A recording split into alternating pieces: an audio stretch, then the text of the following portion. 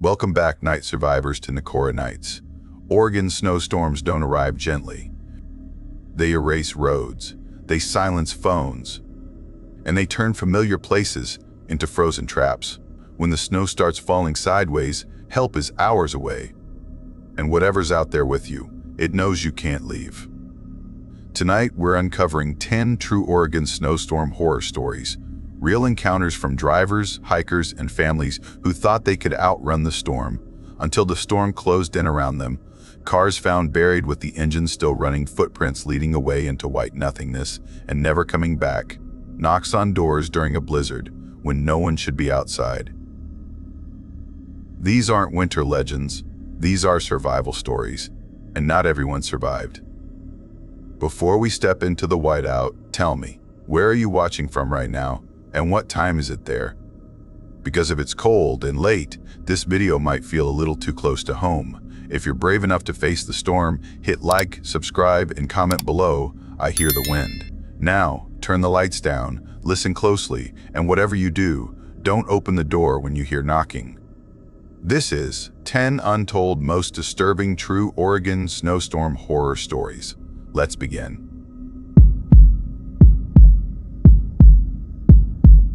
I never understood how fast peace can fall apart until that winter night, when Portland was shutting down under a violent snowstorm, the kind that buries streets, silences traffic, and makes every dark window feel like it's staring back at you. My name is Mason Hart, and before I ever owned rental cabins, before I ever feared the knock of snow against glass, I grew up in a crumbling old house outside Tillamook. My father worked in logging, my mother waited tables, and I spent more time in the woods than at home. I knew the twisting trails, the echo of branches snapping under deer hooves, the way the cold seemed to whisper when no one else was around. But I also learned something else there, something darker. There were nights when my father swore he heard someone walking on our roof. Nights when we found boot prints behind our house, long after the snow had cleared. Nights when my mother kept every light on until dawn. Back then, people said it was someone living wild in the forests. A person who watched houses instead of breaking into them. Someone who memorized which lights stayed on, which doors squeaked, which families slept lightly.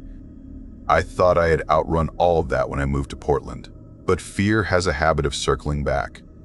Years later, when I had finally saved enough to buy 2 small rental cabins near Mount Hood, I believed life was simple again. The cabins were old wooden structures surrounded by thick pines, quiet, peaceful, the kind of place city people rented to breathe and pretend they were far from real life. I kept my real home in Portland but drove to the mountains often, especially when guests checked out. Most weekends were easy. Clean, swap sheets, fix something minor, go home. That week was supposed to be the same. It wasn't. A major storm was announced across Oregon, the kind that hits the alerts on every phone and scrolls across every news screen, saying, "Only drive if you absolutely must." The snow was expected to bury the city by nightfall, and the mountains were supposed to get even worse. On Thursday morning, the cleaner I normally hired sent me a message saying they were too sick to go. The next guests were due Sunday, and I didn't want food sitting in a warm cabin attracting animals. I decided to head up myself Friday afternoon and stay the night if the roads got too dangerous to return. Before leaving, I texted the closest neighbor to my cabin, a man named Jonah, whose cabin sat a half-mile away through the trees. I barely knew him beyond small talk, but he replied right away. He said he was out of town for the week and asked me to check if a package had been delivered.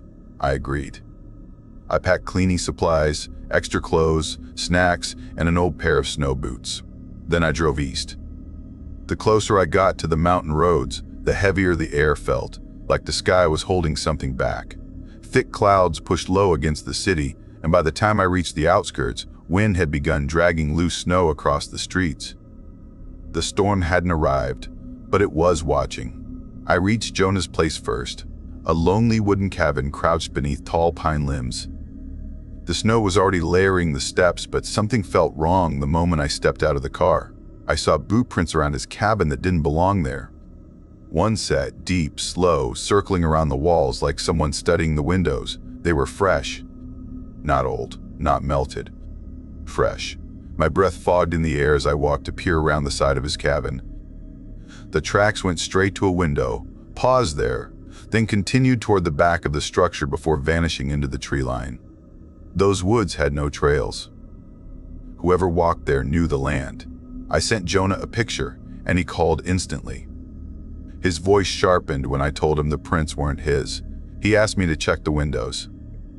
I didn't want to, but I walked the full circle. The prints went straight into the wilderness behind his cabin. No signs of forced entry, no broken glass.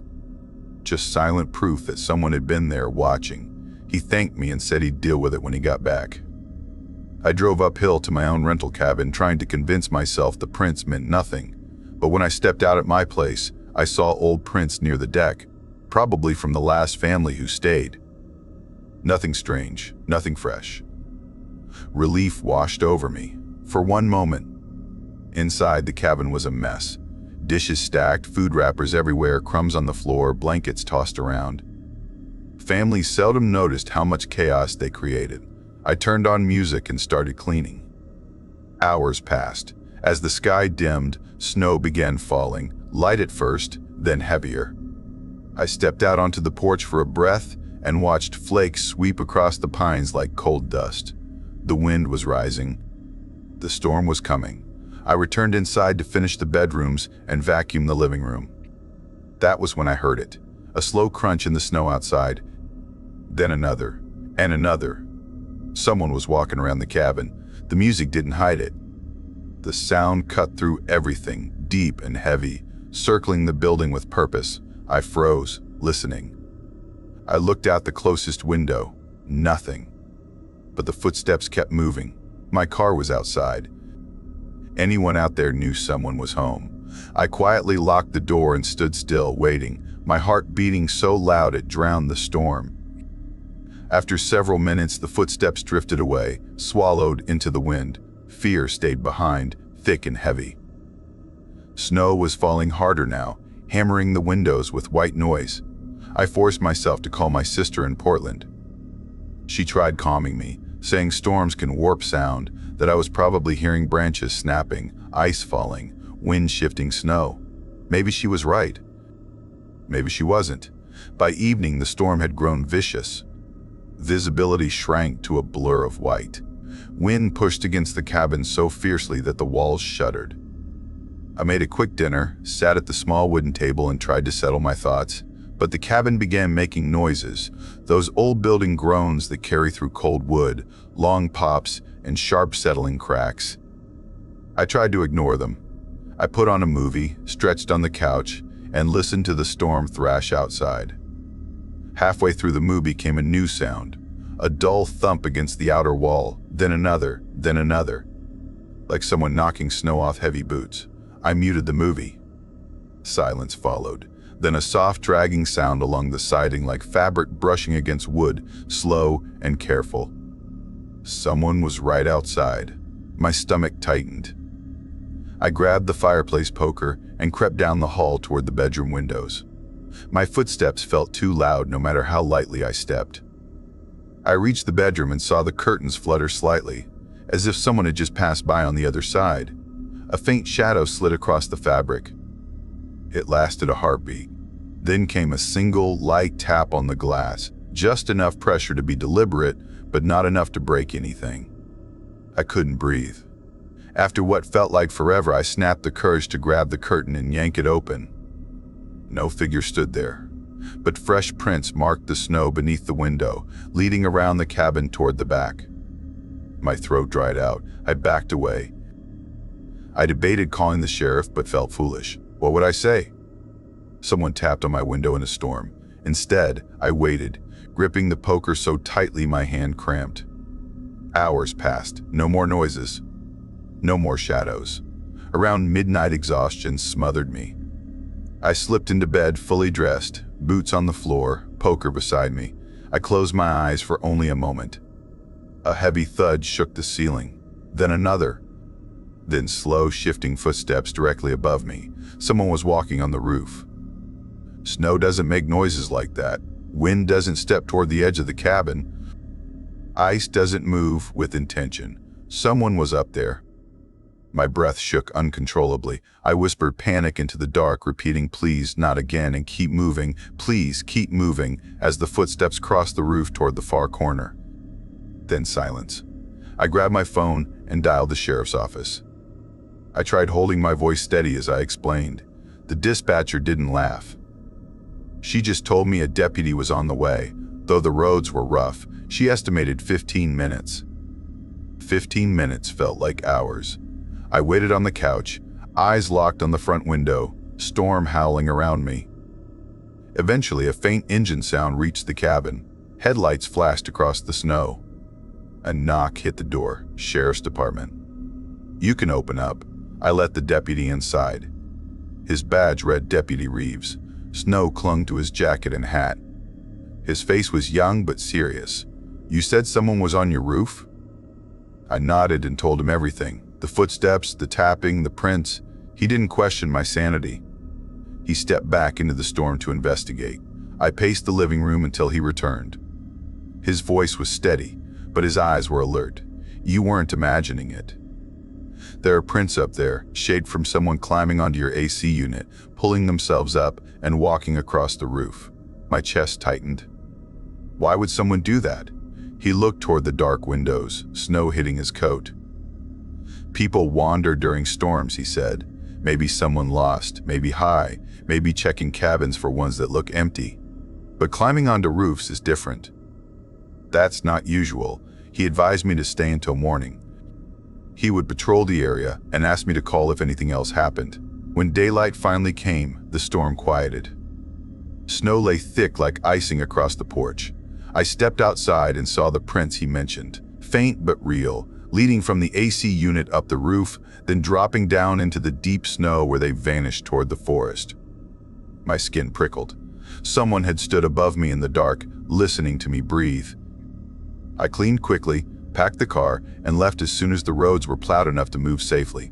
On the way back to Portland, the storm had pushed chaos everywhere. At a MAX station, a man stood alone on the empty platform, unmoving, repeating every train announcement a moment before it actually played, as if he already knew what the speakers would say. He stood there all night according to the news the next day. On the Broadway Bridge, traffic had frozen in place, a long line of trapped cars as snow iced over the steel. People said they heard screaming coming from below the bridge, even though the Willamette River had frozen solid. In my apartment building, during another blackout, every hallway went dark except one, where a single light stayed on. Under that light stood a figure for hours, not moving. When the power returned, no one claimed to be there. Portland was full of shadows that winter. 2 weeks later, Deputy Reeves called me. There had been 2 more reports from cabins near mine. Same prints, same circling steps, same slow approach to windows, same roof patterns. They still hadn't caught the person. Whoever it was, Reeves said, they knew the forest too well, avoided cameras, moved without sound, and vanished whenever anyone looked for them.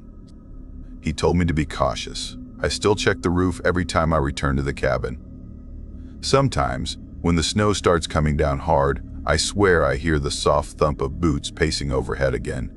Sometimes, I think the person from my childhood woods followed me here. Sometimes I think they never left.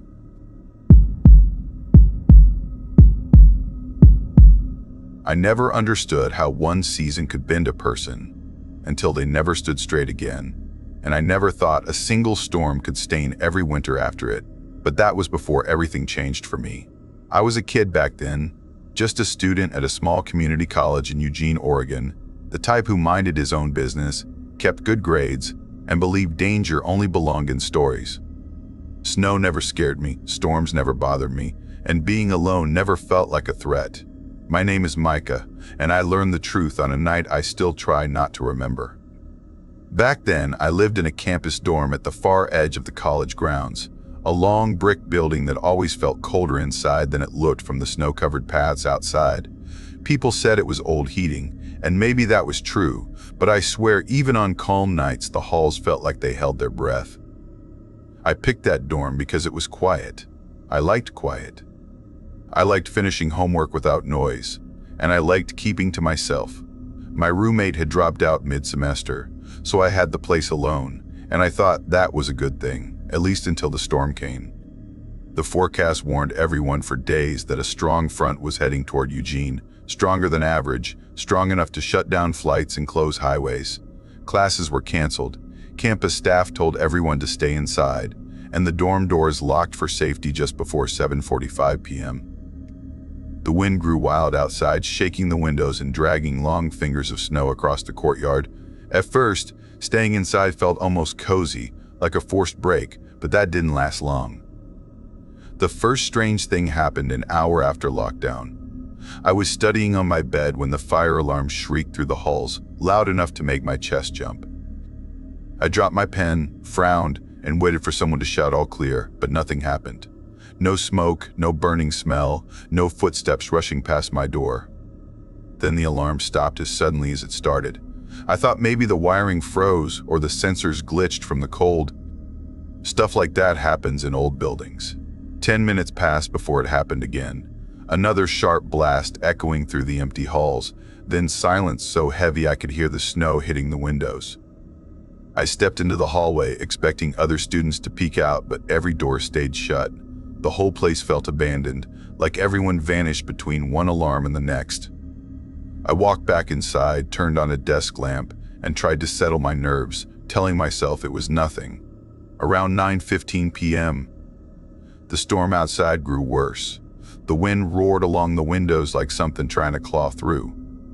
I tried to focus on a textbook, but the words blurred as the alarms kept firing in random bursts. I dragged my blanket around my shoulders and checked my phone, but the signal cut out. The dorm internet dropped too. That was my first hint that something was wrong, but I still tried to pretend it was normal. Downstairs, a long window overlooked the back parking lot, a place usually full of cars and students coming and going. That night, the storm fogged everything into a white blur. Still, the window gave me a little peace. I thought if I could see the outside, maybe it would feel less like the walls were closing in. I walked down the hall, breathing cold air from the vents. The building hummed like something alive, something unsettled. When I reached the window, I wiped the glass with my sleeve so I could look outside. That's when I saw the second strange thing. A single car sat in the middle of the lot. Snow piled on its roof and hood, the lights completely buried, but what made my stomach tighten were the footprints circling it. Not straight lines, not a single set heading in one direction, but loops going around and around and around, like someone walked in circles until the snow softened beneath their steps. My breath slowed, and I stared harder. The circles had no end, no path led away. Whoever made them never left. I stepped back from the window, choking on a cold breath. Maybe someone made them earlier, maybe the wind covered the exit tracks, but the circles were too clean, too recent, too heavy. As I backed away, the fire alarm shrieked again, this time longer, as if someone held it down on purpose. The lights flickered overhead. The hum in the building grew sharper, almost angry. I walked back toward my room, but something inside me hesitated. I felt watched, not from the halls or the stairwell, but from outside, from the storm. I shook it off and tried to focus on school notices, but the Wi-Fi still wouldn't load. I sat on my bed, rocking slightly without meaning to. Every sound felt louder, the building creaking under the weight of snow, the wind slamming against the wall, and the alarm hitting at random intervals that felt too precise to be random.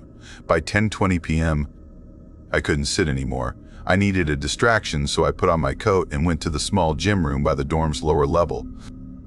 There was a treadmill in the corner, dusty from disuse. I stepped onto it and started jogging, thinking movement might drown out the unease building in my chest.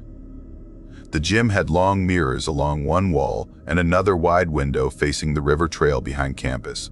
Snow washed across the glass like white noise, but the reflection of the mirrors made the room feel deeper. I focused on the rhythm of my steps until something changed in the corner of my eye.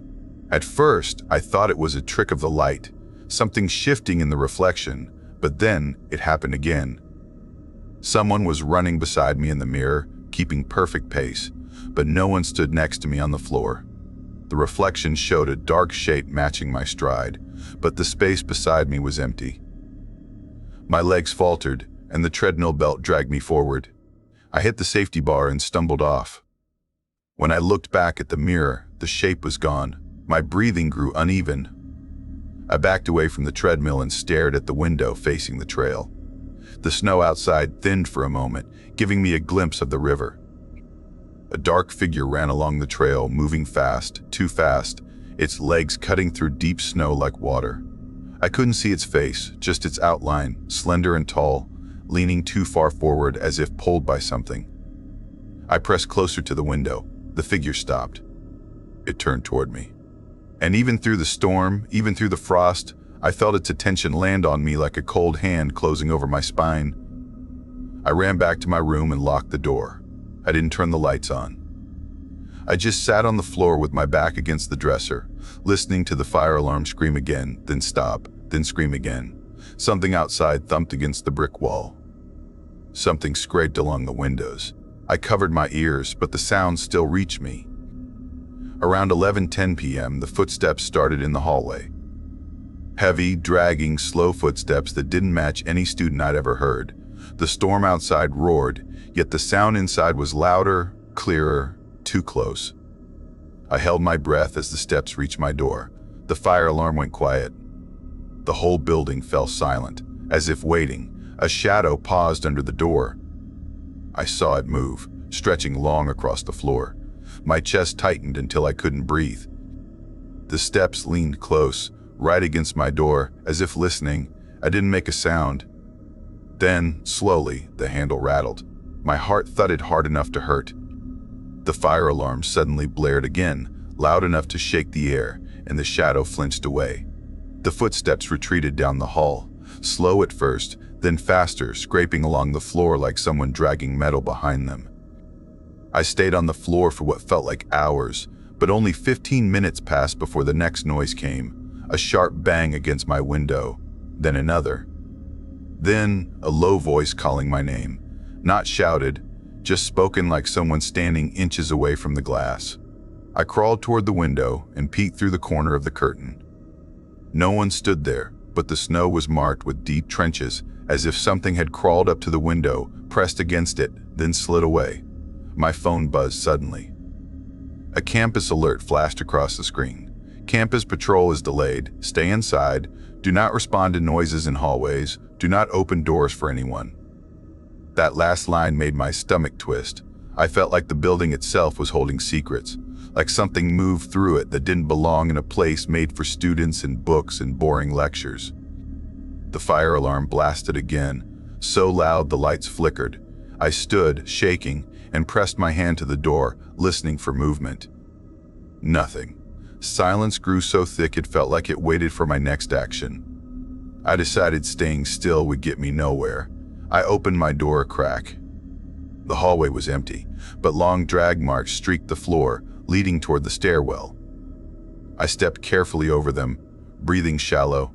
Each mark looked carved into the tile, too deep for shoes, too uneven for anything human. The alarms went silent again, like they held their breath with me. I followed the trail down to the lobby window. Snow outside settled enough to reveal the parking lot again. The circles around the lone car were bigger now, almost doubled in size, like whatever walked them had grown more restless. The footsteps didn't just circle now. They spiraled inward, as if something had crouched closer to the car, waiting. Thunder cracked far off, rolling slow across the sky. The alarm shrieked again, but I didn't look away from the car until the lights in the lobby flickered so hard the room went dark. When they blinked back on, something stood farther out in the snow, tall and thin, turned toward the building. I didn't see its face, but I felt its stare. I backed away from the window, heart racing. The building hummed deep under the floor, like a warning. I ran up the stairs and returned to my room, slamming the door and locking it. I pressed my ear against the wood, listening for footsteps, but all I heard was the muffled chaos of the storm. Midnight crept closer, and the air felt colder, sharper, as if the storm outside seeped into the walls. I pulled blankets around myself and waited, counting every alarm blast, every thump, every shift of the building's bones. I didn't sleep. I didn't blink much either. At 12:42 a.m., Something tapped my window again, softer this time, steady, patient. I rose slowly and lifted the curtain. The snow lifted in the wind, revealing fresh tracks leading from the woods behind campus toward the dorms. Long drag marks carved a path behind them, marks stretching deep into the tree line, too heavy to be wind. Whoever came toward the building didn't walk alone. The fire alarm screamed again, louder than ever, as if trying to drown out something worse. The lights flickered violently. The floor vibrated under my feet. I backed away from the glass as the tapping grew into a heavy thud, then a deeper pounding that shook the window frame. My breath hitched, and I crouched low. Then everything stopped. No tapping, no alarms, no wind. Only silence.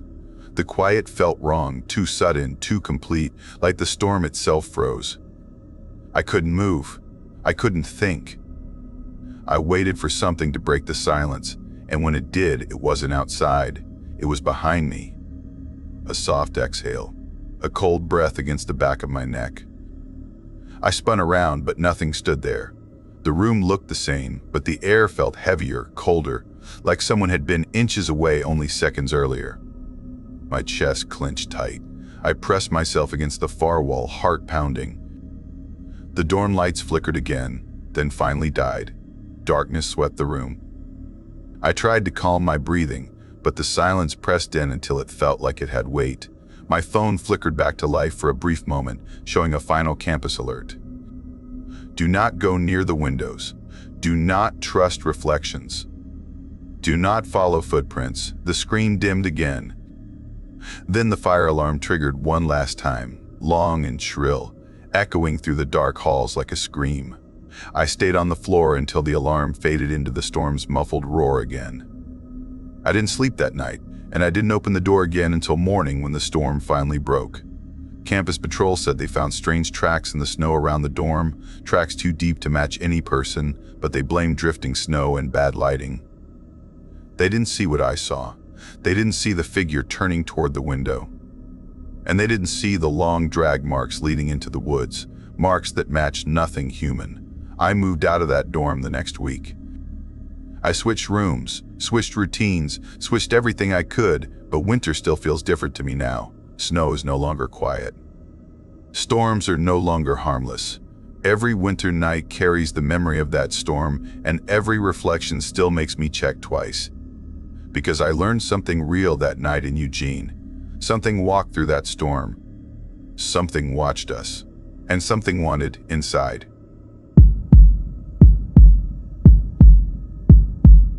I worked as a field utility inspector, the kind of person who checked frozen lines, damaged poles, cracked meters, and remote sites that most people didn't even know existed.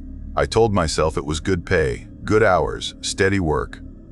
But the truth was simpler. I wanted to show the cold that it didn't own me anymore. My name is Jonah, and the night I'm about to tell you about proved that the cold can still break you just as easily as anything living. It happened years ago when two friends and I decided to take a long winter weekend in Oregon, near the quiet city of Salem, in a place far enough from the world that phone signals disappeared like smoke. My girlfriend at the time, Mara, was a sunny, fast-talking woman from Mesa, Arizona, who had seen snow only on postcards. She was the type who loved challenges, the type who pushed herself just to keep up, even when I told her she didn't need to. My closest friend, Drew, invited us. He said he wanted one last chaotic winter before I became too boring for him. He had just gotten engaged to a woman named Clara, a bartender from Santa Fe who had only seen snow twice in her entire life, yet somehow agreed to come along on a trip straight into a storm zone. So it ended up being the four of us. Me, the guy who carried childhood winter scars. Mara, the desert girl who could barely handle cold floors. Drew, who chased danger like it was a flavor, and Clara, the one who should have said no but didn't. We met at my small rental house outside Salem on a Thursday night, and early the next morning we drove deeper into the mountains. None of us knew that a massive storm was already clawing its way across Oregon, closing highways, burying towns, swallowing visibility. We just wanted fun, snowboarding, drinking, laughing, harmless winter memories. Funny how harmless things can twist into something else. The cabin belonged to one of Drew's distant relatives, a survival-focused uncle who spent most of his life alone in the woods and passed away the same way. The cabin hadn't been used since the day he died, and when we arrived, it looked exactly like a place that preferred being left alone. The long dirt road leading to it was frozen in jagged lines, the tires bumping hard against the icy ruts. Snow already covered the ground in a shimmering layer, but the storm hadn't truly hit yet. The A-frame cabin leaned a little, as if tired. The porch sagged on one side, the chimney tilted like it wanted to fall. But Drew jumped out of the truck grinning, saying it was perfect, saying it screamed mountain vibes. It screamed something, just not what he meant. Inside, the cabin smelled like dust, old leather boots, and damp wood. The fireplace was cold, the cupboards empty, the windows so thin I could feel the chill leaking through. But after a couple of hours of cleaning, the fire glowed warm, the generator hummed like a stubborn old animal, and the lights flickered the way old lights always do. We ate, joked, unpacked, and settled in. The plan was simple. Day 1, relax. Day 2, snowboarding and hiking. Day 3, hang out, drink, play games. Day 4, go home. We barely survived day 2. That first evening, we sat outside in the steaming hot tub on the back deck, the frigid air swirling above us in pale fog. The sky looked bruised purple, heavy, layered, threatening. Clara lifted her head suddenly, staring into the dark tree line. She said she heard something, a low humming, not wind, not generator, something else. Drew splashed her with a grin and joked about moose or raccoons, but she didn't laugh. I listened, straining, but all I heard was wind brushing the branches.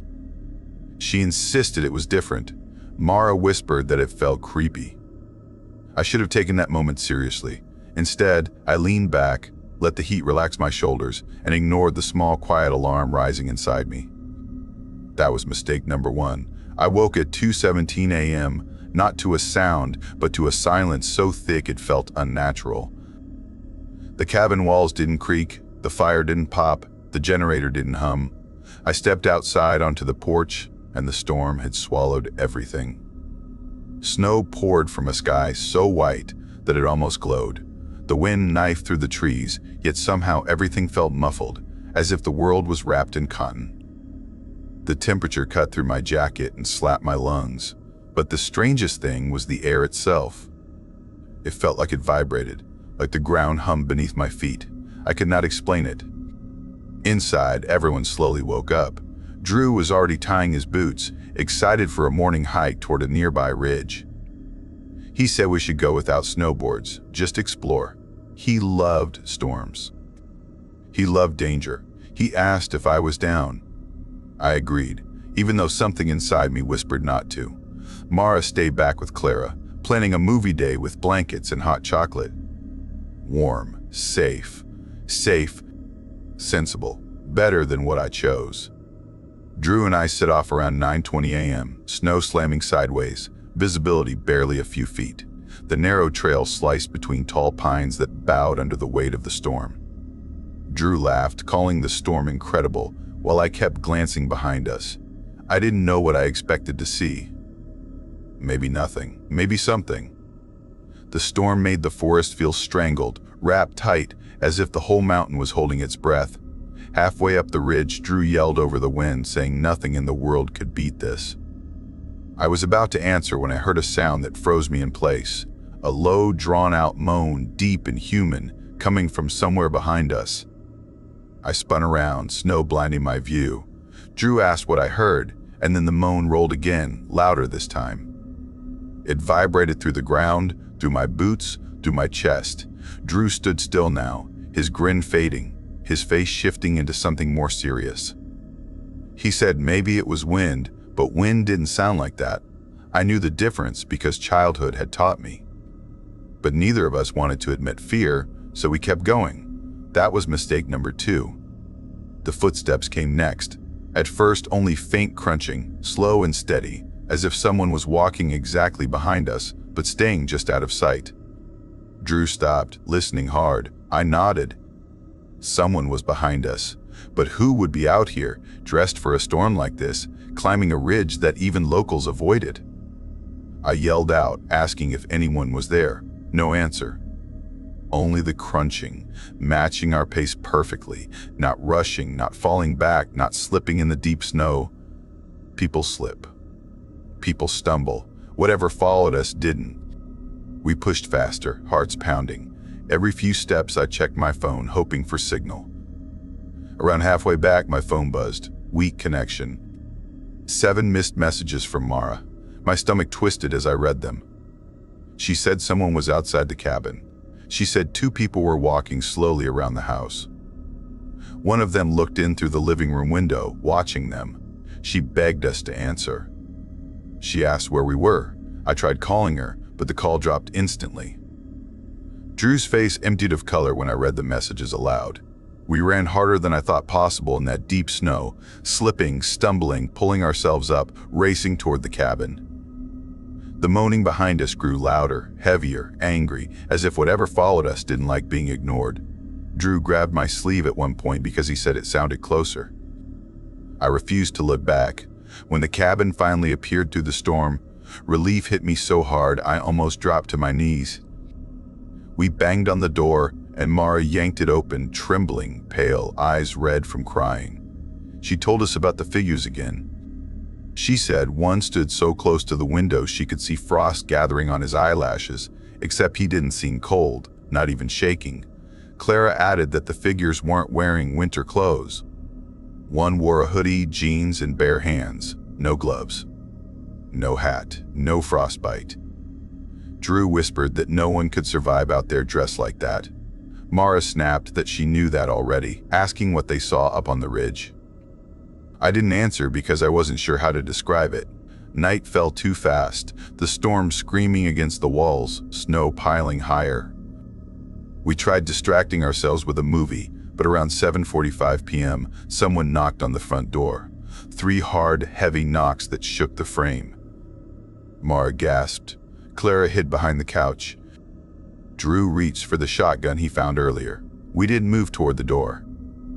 Another set of slow, spaced-out knocks followed. Then a wet clearing of a throat, and then a low, rasping voice telling us to let him in. The voice didn't sound right. No urgency, no emotion. Just wrong. Minutes passed with no more knocks, and no footsteps leaving. It felt like someone stood there, listening, breathing slowly against the other side of the door. We tried to sleep in the living room, all 4 of us lying under blankets with the shotgun near our hands. I woke around 3:19 a.m. to something circling the cabin. Snow crunching, steps slow and dragging. 2 different rhythms, one crisp, one uneven. Drew whispered that they were back. Clara covered her ears. Mara clutched my arm until my hand went numb. They circled over and over, stopping sometimes to tap on the wall or scrape the windows softly. Not knocking, not forcing, just testing. I refused to look at the window because I knew if I saw a face, I might scream so loudly the glass would break. At some point, exhaustion dragged me under. By morning, the storm quieted. Silence again. Too much silence. We packed fast, barely speaking. When I stepped outside, what I saw made my stomach collapse. Around the cabin, no footprints, none at all.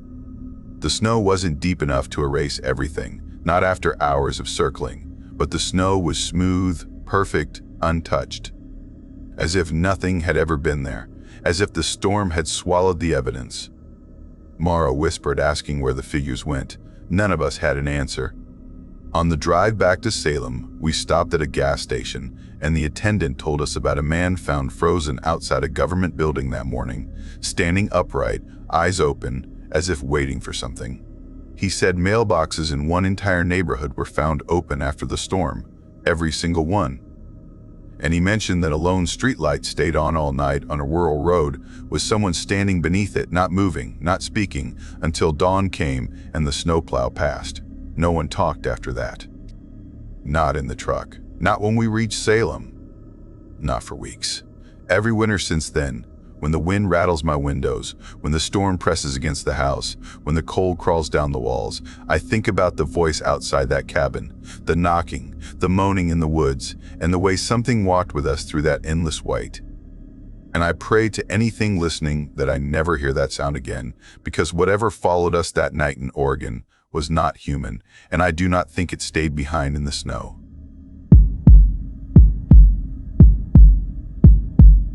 I never planned to tell this story, yet something inside me keeps whispering that silence is more dangerous than truth, so I will speak now before the memories twist themselves any further.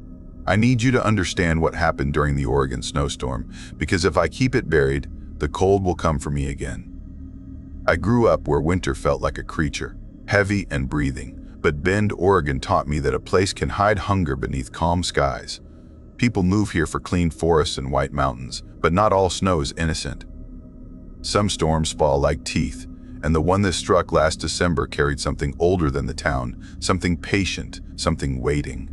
I learned this the night a missing dog led me into a nightmare carved in ice. My name is Zampa. I work part-time at a small outdoor gear shop in Bend, and I spend most of my days fitting tourists for boots they never lace right. It is simple work, quiet work. Nothing about it prepares you for the feeling of being hunted. Yet that is what happened. Before all of this, before the storm, before the figure behind the glass, I had been seeing someone named Milo for a few months. He lived with his parents on a spread of snowy land outside town, a place called Drift Hollow, about 17 minutes from the main road, though the drive always felt longer because of the winding forest. The cabin where Milo lived stood wide and old, pine logs darkened by decades of storms, moss thick on the roof, chimney leaning a little from wind.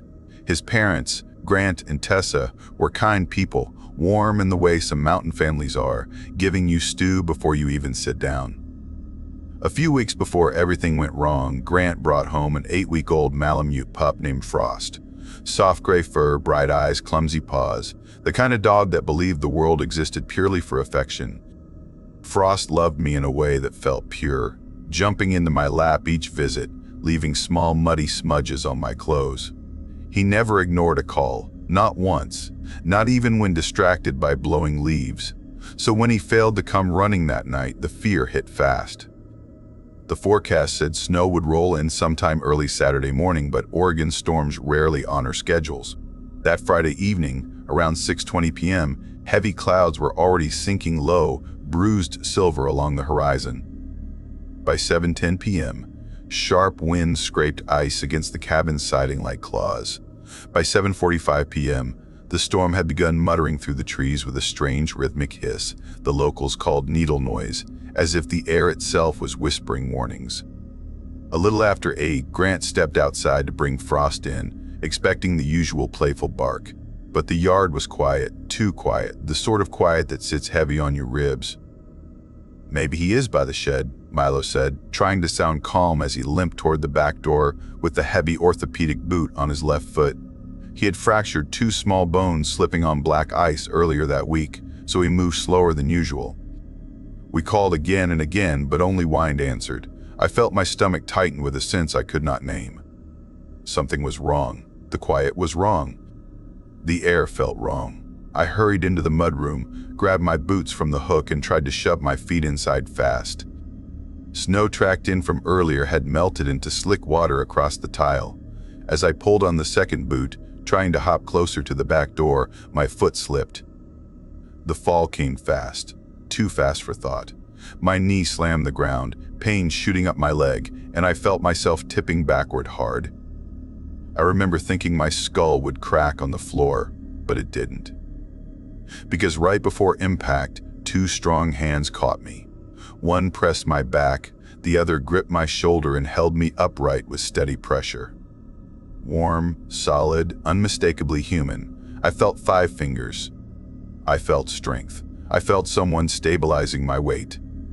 I whispered thank you and looked up, expecting to see Grant behind me, but when I turned around there was no one, not a shadow, not a shape, not even the faint shift of breath, just empty air and drifting flakes outside the glass. My chest tightened as Milo hobbled toward me asking if I was okay. I told him I thought his father caught me, but Milo shook his head slowly because he had been watching me the whole time and said no one came behind me. Grant entered from the front door, brushing snow from his coat, saying he heard a noise but had not been near the kitchen. The look they exchanged said they thought I was confused, yet I knew exactly what I felt. Someone had touched me. Someone had lifted me. Someone unseen. Even with that fear burning behind my ribs, I forced myself outside into the storm. Grant followed, saying we would not lose Frost tonight.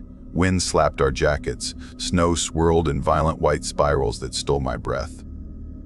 The world narrowed to shifting shadows and cracking branches. We checked everywhere. The shed, the woodpile, the snowblower under a tarp, nothing. Then I saw something that froze me inside more than the cold. Tiny paw prints in the deep snow, frost size, leading toward the tree line. But the spacing was wrong. Too wide. Too far apart. Like the pup had been pulled, or leapt, or moved with help. Not normal steps. Not playful bounds. Grant cursed and muttered that it was not right. We followed the prints into the trees, the storm screaming overhead. After about 30 feet, the paw marks ended abruptly. Not faded, not filled in, just ended, as if something lifted the pup straight off the ground. Before either of us could speak, something blurred between the trees, low and fast, like a shadow breaking shape. I grabbed Grant's sleeve, and he nodded because he saw it too. The forest suddenly felt alive in a way that did not belong to animals or people. It felt watched. Then, behind me, faint but close, a breath whispered my name. Not carried by wind, not imagination, but a direct, soft murmur brushing my ear. I spun around. No one stood there. Snow twisted in a tight little funnel, settling slowly as if disturbed. My skin crawled. Grant asked what happened, but before I could answer, a sharp, terrified yelp echoed deeper in the woods. Frost. Grant bolted toward the sound, and I followed, pushing through drifts up to my knees. Branches scraped my arms, cold slicing my cheeks. Another yelp came, muffled, desperate. We ran faster. A clearing appeared ahead, small and sunken, as if the snow had been pressed down by something heavy. Frost lay half buried, trembling so hard his fur shook like leaves. But what chilled me more were the footprints circling him. Large human footprints. Bare feet, deep in the snow, perfect and clear. Someone had stood here, watching, waiting. Grant muttered something under his breath and grabbed the pup. The air felt charged, humming with a low vibration that prickled my skin. We sprinted back toward the cabin, hearts pounding, breath burning. Inside, Milo limped forward as Frost ran to him, shaking violently.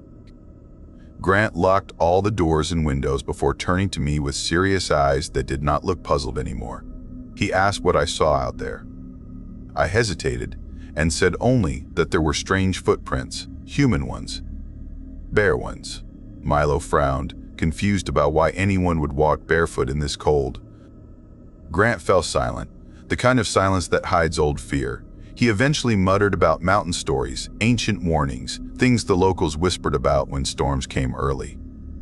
Not stories about fantasy monsters, but tales older than the town itself, old voices that claimed there were watchers in the snow, tall figures that moved between storms and took things that wandered too far from home. I did not tell them about the hands that caught me when I fell or the breath that whispered my name. I already felt the cabin shifting into fear, and adding that truth would fracture the calm completely. But my shoulders still throbbed with a dull ache, not bruised, just sore from the unseen fingers that had grabbed me so firmly. Later, when the house grew quiet and everyone went to bed except me, I stepped into the bathroom and stood before the mirror. The ache returned like cold creeping under skin. I lifted my shirt enough to see my shoulder in the dim light. 5 faint pressure lines curved across my skin.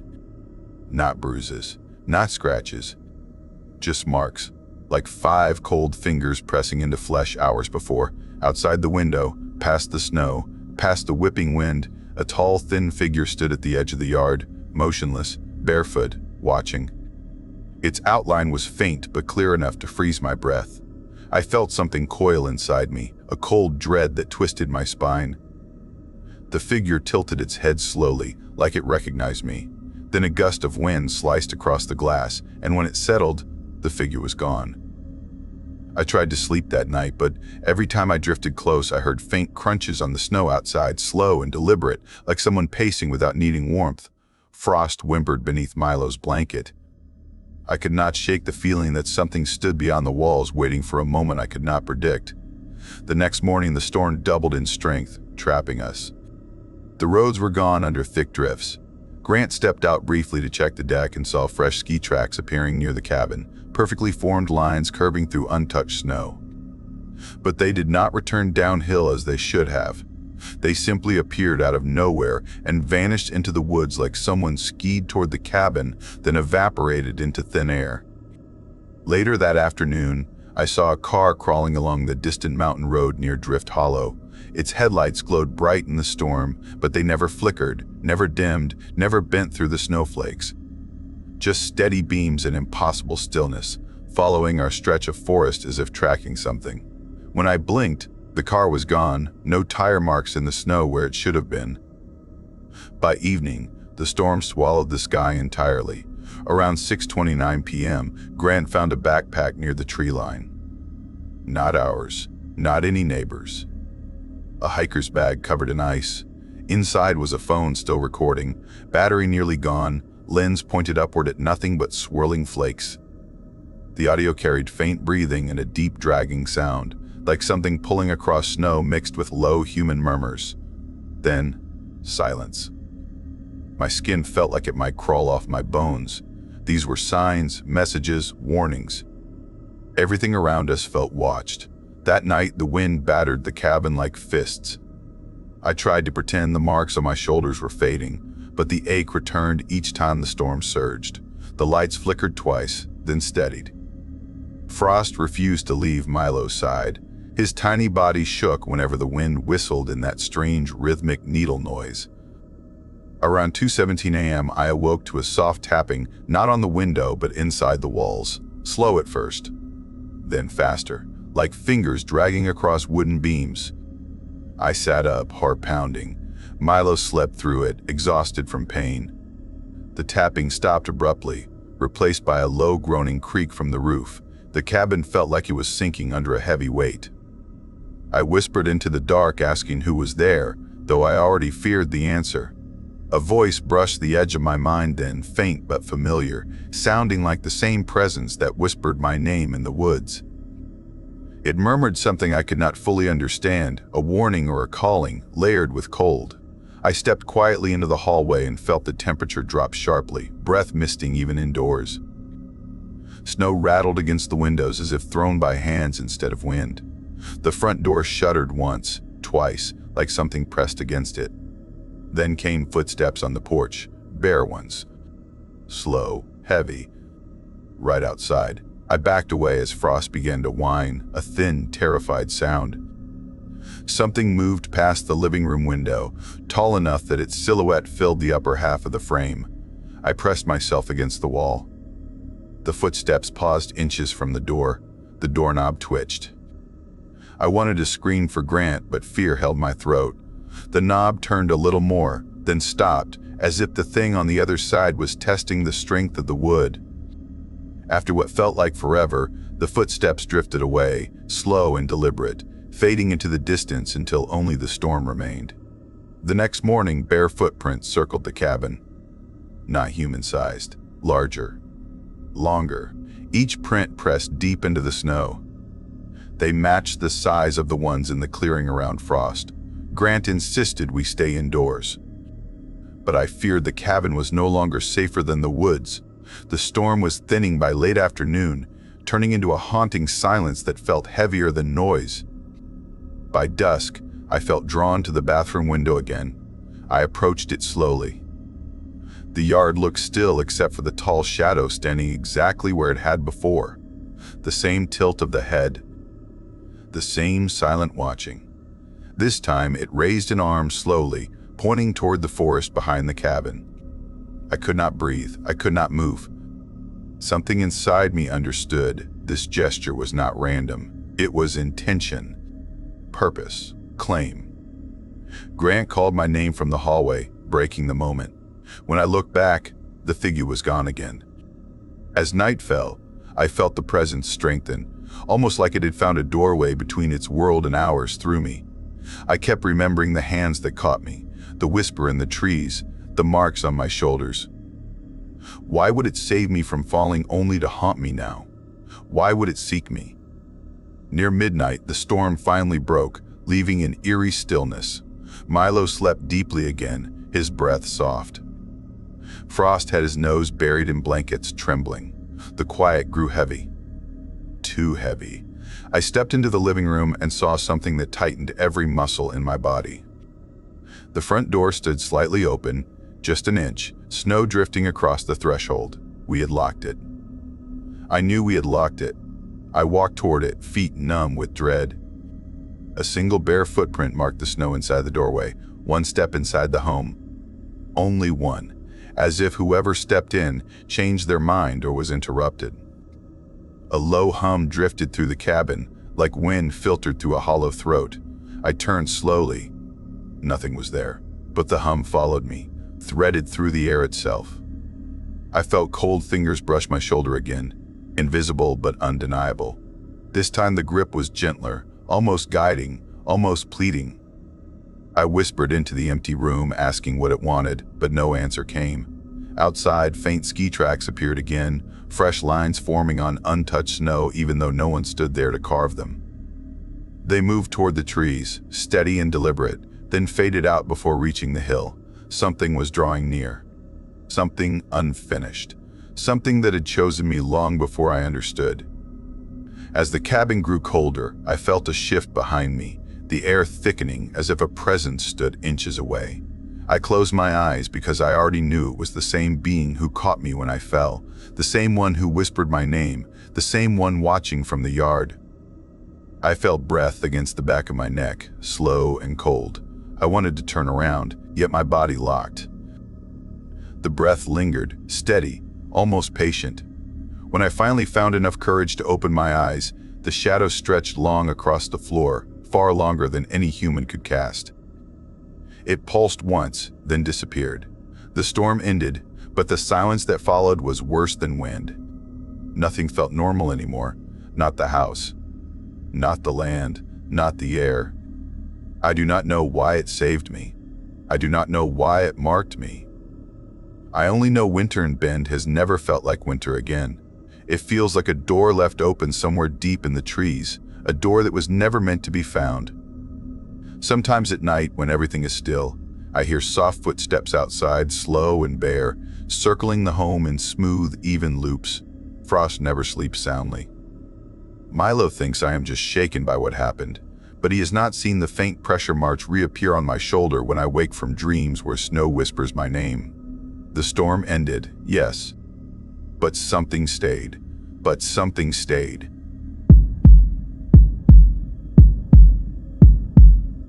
I start shaking the moment I remember that night. I still do not understand why I survived what others never saw. My name is McCullum, and I grew up in a small house on the edge of Medford in Oregon. Winter in Medford was rough, but the snowstorm that hit the year everything changed was not normal. It felt alive. It felt angry. And I learned fast that some storms do not just bring cold, they bring things that do not belong here. Back then, I worked the graveyard shift at a cheap repair shop beside the highway. I fixed broken signs. I cleaned tools. I stayed awake through long, dark hours. I walked home near midnight. My sleep cycle was ruined long before the horror arrived. So staying awake until 2:30 a.m. was nothing strange for me. Watching the snow at 3 was normal. Living alone made me depend on small routines like tea and radio noise. It kept me steady, but the storm in late January tore that steady feeling apart. I came home after a long shift. My clothes were wet from melted snow. My face hurt from the wind. That storm sounded like it wanted to break my house open. I stepped inside and felt the cold cling to me. I tried to warm my hands near the stove.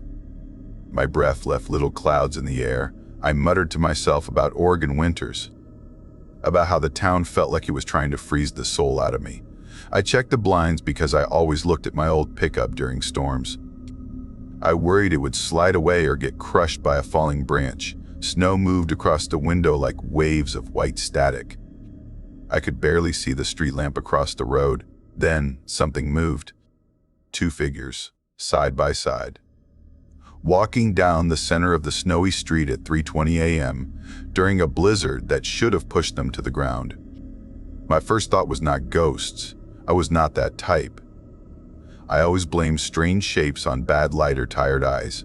I blamed noises on old wood or loose pipes. But the moment I saw those 2 figures, my heartbeat stuttered. Something felt wrong. Something crawled inside my spine. They walked slow, calm, like the wind did not touch them, like the storm bowed around them. No one moves like that in weather that can tear your skin open. They wore long, dark coats, not thick winter coats, not heavy jackets, just thin coats like someone would wear in early fall. One lifted a hand and made a small talking gesture. I could not hear anything but the storm. But I knew the wind should have shoved that arm down hard. It did not. It did not. I leaned closer to the window. I lifted the curtain just an inch. And they vanished. Not faded. Not turned a corner. They were simply gone. The road was straight. No alleys. No fences. No places to hide. 1 second they were there. The next they were erased. My hands froze on the curtain. My breath stuck inside my chest. I whispered to myself that I was tired, that I was seeing things, that my brain was making shapes from snow, but a thin slice of fear began to grow inside me. I tried not to think about it. I sat at my table with tea and forced myself to look away from the window. But I checked again. The street stayed empty. Still, I could not sleep. The next night, I promised myself I would not look outside. I made tea. I paced around my kitchen. But at 2:50 a.m., I was at the window again. There was nothing out there but blowing snow and a flickering light. I felt relief. Maybe I really had been tired. I laughed a little. But the next night, the storm was even stronger. My house shook. The walls growled. I stepped toward the window and froze mid-stride. They were back. Same 2 figures. Same slow walk. Same strange calm. Their coats barely moved even though the wind threw snow sideways. I leaned in. I wanted to be sure this time. I pulled the curtain fully aside. They vanished again. My fingers trembled. Fear pushed up into my throat like something alive. This was not an illusion. This was not a mistake. Something was out there. Something that did not follow normal rules. For days, I barely slept. I checked the window every night. Part of me wanted to see them. Part of me prayed they stayed gone. But on the 5th night, something different appeared. A blur behind them. A shimmer. A distortion in the air. Like heat waves over hot pavement. But it was the middle of a freezing storm. The air should not bend like that. The snow around them looked clearer. Like they walked inside a bubble of their own weather. "What are you?" I whispered without meaning to. I kept watching. The taller figure lifted an arm again. The streetlight flickered fast. 1 blink. 2. 3. 3. When it steadied, the 2 figures were gone again. No curtain movement this time. No blinking from me. Nothing. They were just gone. My knees nearly gave out. From that moment on, I wanted answers more than I wanted safety. Curiosity pulled at me until it hurt. So the next time I saw them, I did something stupid, something desperate. I went outside. I grabbed my thickest coat. I forced my boots on. I wrapped a scarf around my face. When I opened the door, the wind hit me like a punch. Snow cut across my skin. The storm pushed at me like it wanted me gone. But the 2 figures walked with no struggle at all. I stepped forward and shouted. I tried to ask who they were. I tried to ask what they wanted. They did not turn. They did not stop. I moved closer. My boots sank deep into the snow. My voice cracked in the icy air. Then the shorter figure moved his head slightly, not toward me, but as if he sensed something. My stomach twisted. My breath caught. He raised his hand and pointed ahead of them. The distortion in the air grew stronger. It stretched into a shape, a doorway without edges, a rip in reality, a window into nothing. The taller figure stepped into it, not around it, not past it, into it. Space folded. He vanished. The shorter man followed. Their bodies bent out of view. The doorway snapped shut like it was never there. I stumbled backward and ran inside. I locked the door and slid to the floor. My hands shook so hard that my teeth clicked. That night, I understood. This was not weather. This was a tear between worlds. Something walked across our streets that did not belong here. Weeks passed. I checked the window every night. I stared at the snow until my eyes burned. I told myself it was over, but it was not. During another storm at 3:15 a.m., they returned, but they were different. They moved fast. Their calm was gone. Their coats whipped in the wind. The shorter figure kept looking behind them. The taller one pushed him forward with sharp motions. Something was chasing them. The distortion behind them pulsed. It beat like a huge heart pressing through a thin wall. The air rippled like something inside it wanted out. The shorter figure stopped. He turned fully toward my window. Our eyes met through snow and darkness. His face looked pained, heavy with warning. Do not follow. That is what his eyes said. He stepped backward into the distortion. It closed. And that was the last time I saw either of them. But the storm did not end there. Strange things spread across Medford that winter. Things I did not understand then. Things that made my story even worse. One night, a motel at the edge of town lost power.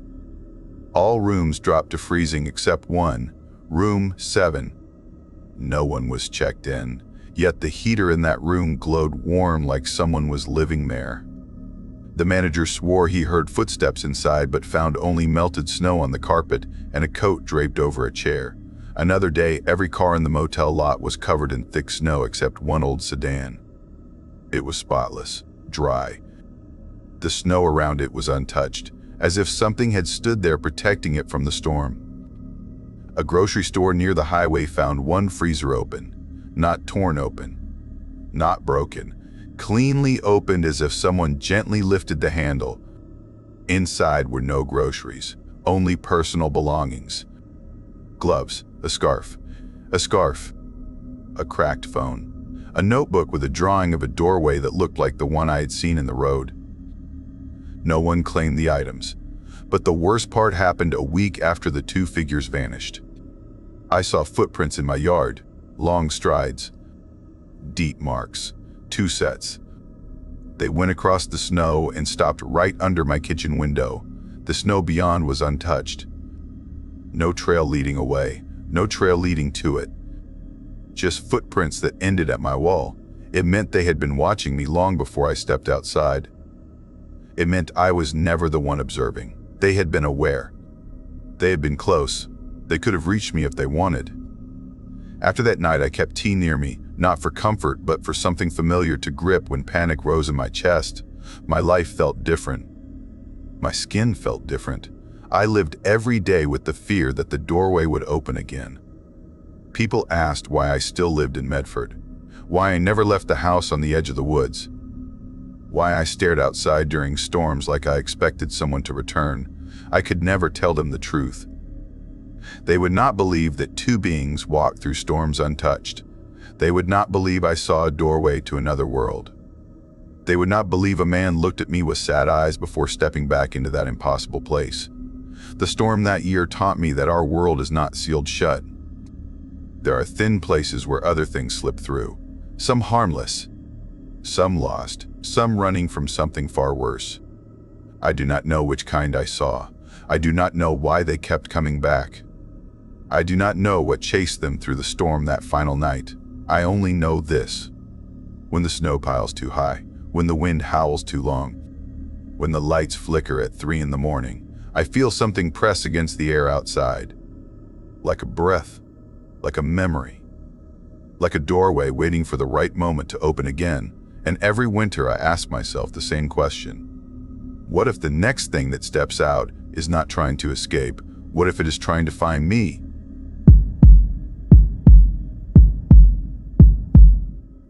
I was 8 years old. The winter my family almost froze to death on a lonely highway outside Ashland, Oregon. I do not remember the worst parts clearly. Not the cold in my bones, not the fear in my chest, but I remember the smell of my mom's wool coat. I remember the sting of snow every time the van door opened. I remember my stepfather cussing under his breath in a low voice he never used when kids were near.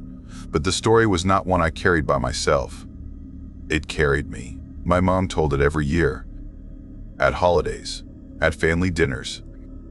Whenever someone said snow, she said storm, and whenever someone said storm, she said that night. The night I knew something nobody taught me. My name is Rowan. Back then my mom was named Lily. My stepdad was named Grant, a quiet man with strong shoulders and tired eyes. He worked maintenance jobs. He believed a roll of tape could fix anything except our family problems. We lived in a small rented house near the edge of Ashland, where the wind always felt sharper than it should. Winters came early. Winters stayed late. We were supposed to leave a day earlier to visit my mom's cousin in Sisters, Oregon, a long drive through mountains that froze even in daylight. But Grant worked late. Mom refused to drive alone. So we left the next morning. The forecast said gentle snowfall. Lies. By the time we passed Shady Cove, the sky looked bruised. By the time the mountains rose high around us, the wind cut through the van. By the time snow started sticking, Grant said the words that tightened my mom's jaw. We will be fine, just a few flakes. My mom turned around and looked at me and my older sister. Her name was Bryn. She was 10. She liked pretending nothing scared her. My mom forced a smile. You two warm enough? Blankets ready, I nodded. Bryn shrugged. Outside, the storm swallowed the road. Inside, the old van made a sick sound, and everything changed fast. Around 7:45 p.m., the sun dropped behind the ridge. The sky turned blue and black. The van made a grinding shriek like metal breaking inside itself. Grant muttered something rough. The engine sputtered, coughed, gave one long final breath. Then silence. The steering wheel jerked hard. Even as a child, I felt the van slide on ice. My mom yelled for him to watch the edge. He pulled hard enough to keep us from falling off the mountain. The van slid onto a thin shoulder and stopped. Wind slammed us. The storm felt angry. Everything went silent inside. Then Bryn whispered that we were going to die. Mom snapped back fast. No. Nobody is dying. Stay calm. Stay calm. But adults lie when they must. Grant tried the ignition again. Click. Nothing. Again. Click, click. Nothing. He whispered. This is bad in a voice too thin for a grown man who never sounded afraid. Mom checked her phone. 1 bar. A miracle. She called roadside help. The Oregon service line said someone would come, but the storm was severe. No promise on time. She hung up with shaking hands. They will send help, she said, but her voice broke. Grant stared into the dark. No one will drive here tonight, he said. He was right. Mom bundled us tight. I felt her heartbeat against my cheek. The cold grew fast, sharp enough to hurt. Bryn said her fingers burned. Mom kissed her forehead and held her close. I felt her body shiver as she tried not to cry. This is where my memory changes. From blurry to sharp, from child to witness. Mom whispered to Grant that maybe nobody would find us. Maybe the storm was too strong. The wind howled around the van, and then I lifted my head and spoke words I did not understand. Do not worry, Mom. Marcus is coming. Mom froze. Grant turned fast. What did he say? He said Marcus is coming. Mom tried to correct me. You mean your guardian angel? I shook my head. No. The man in the big truck. Hours passed. No cars. No lights. No sound but the storm. Emergency lights died. The cold grew so much that Bryn cried and Grant wiped his own eyes like he hoped we did not see.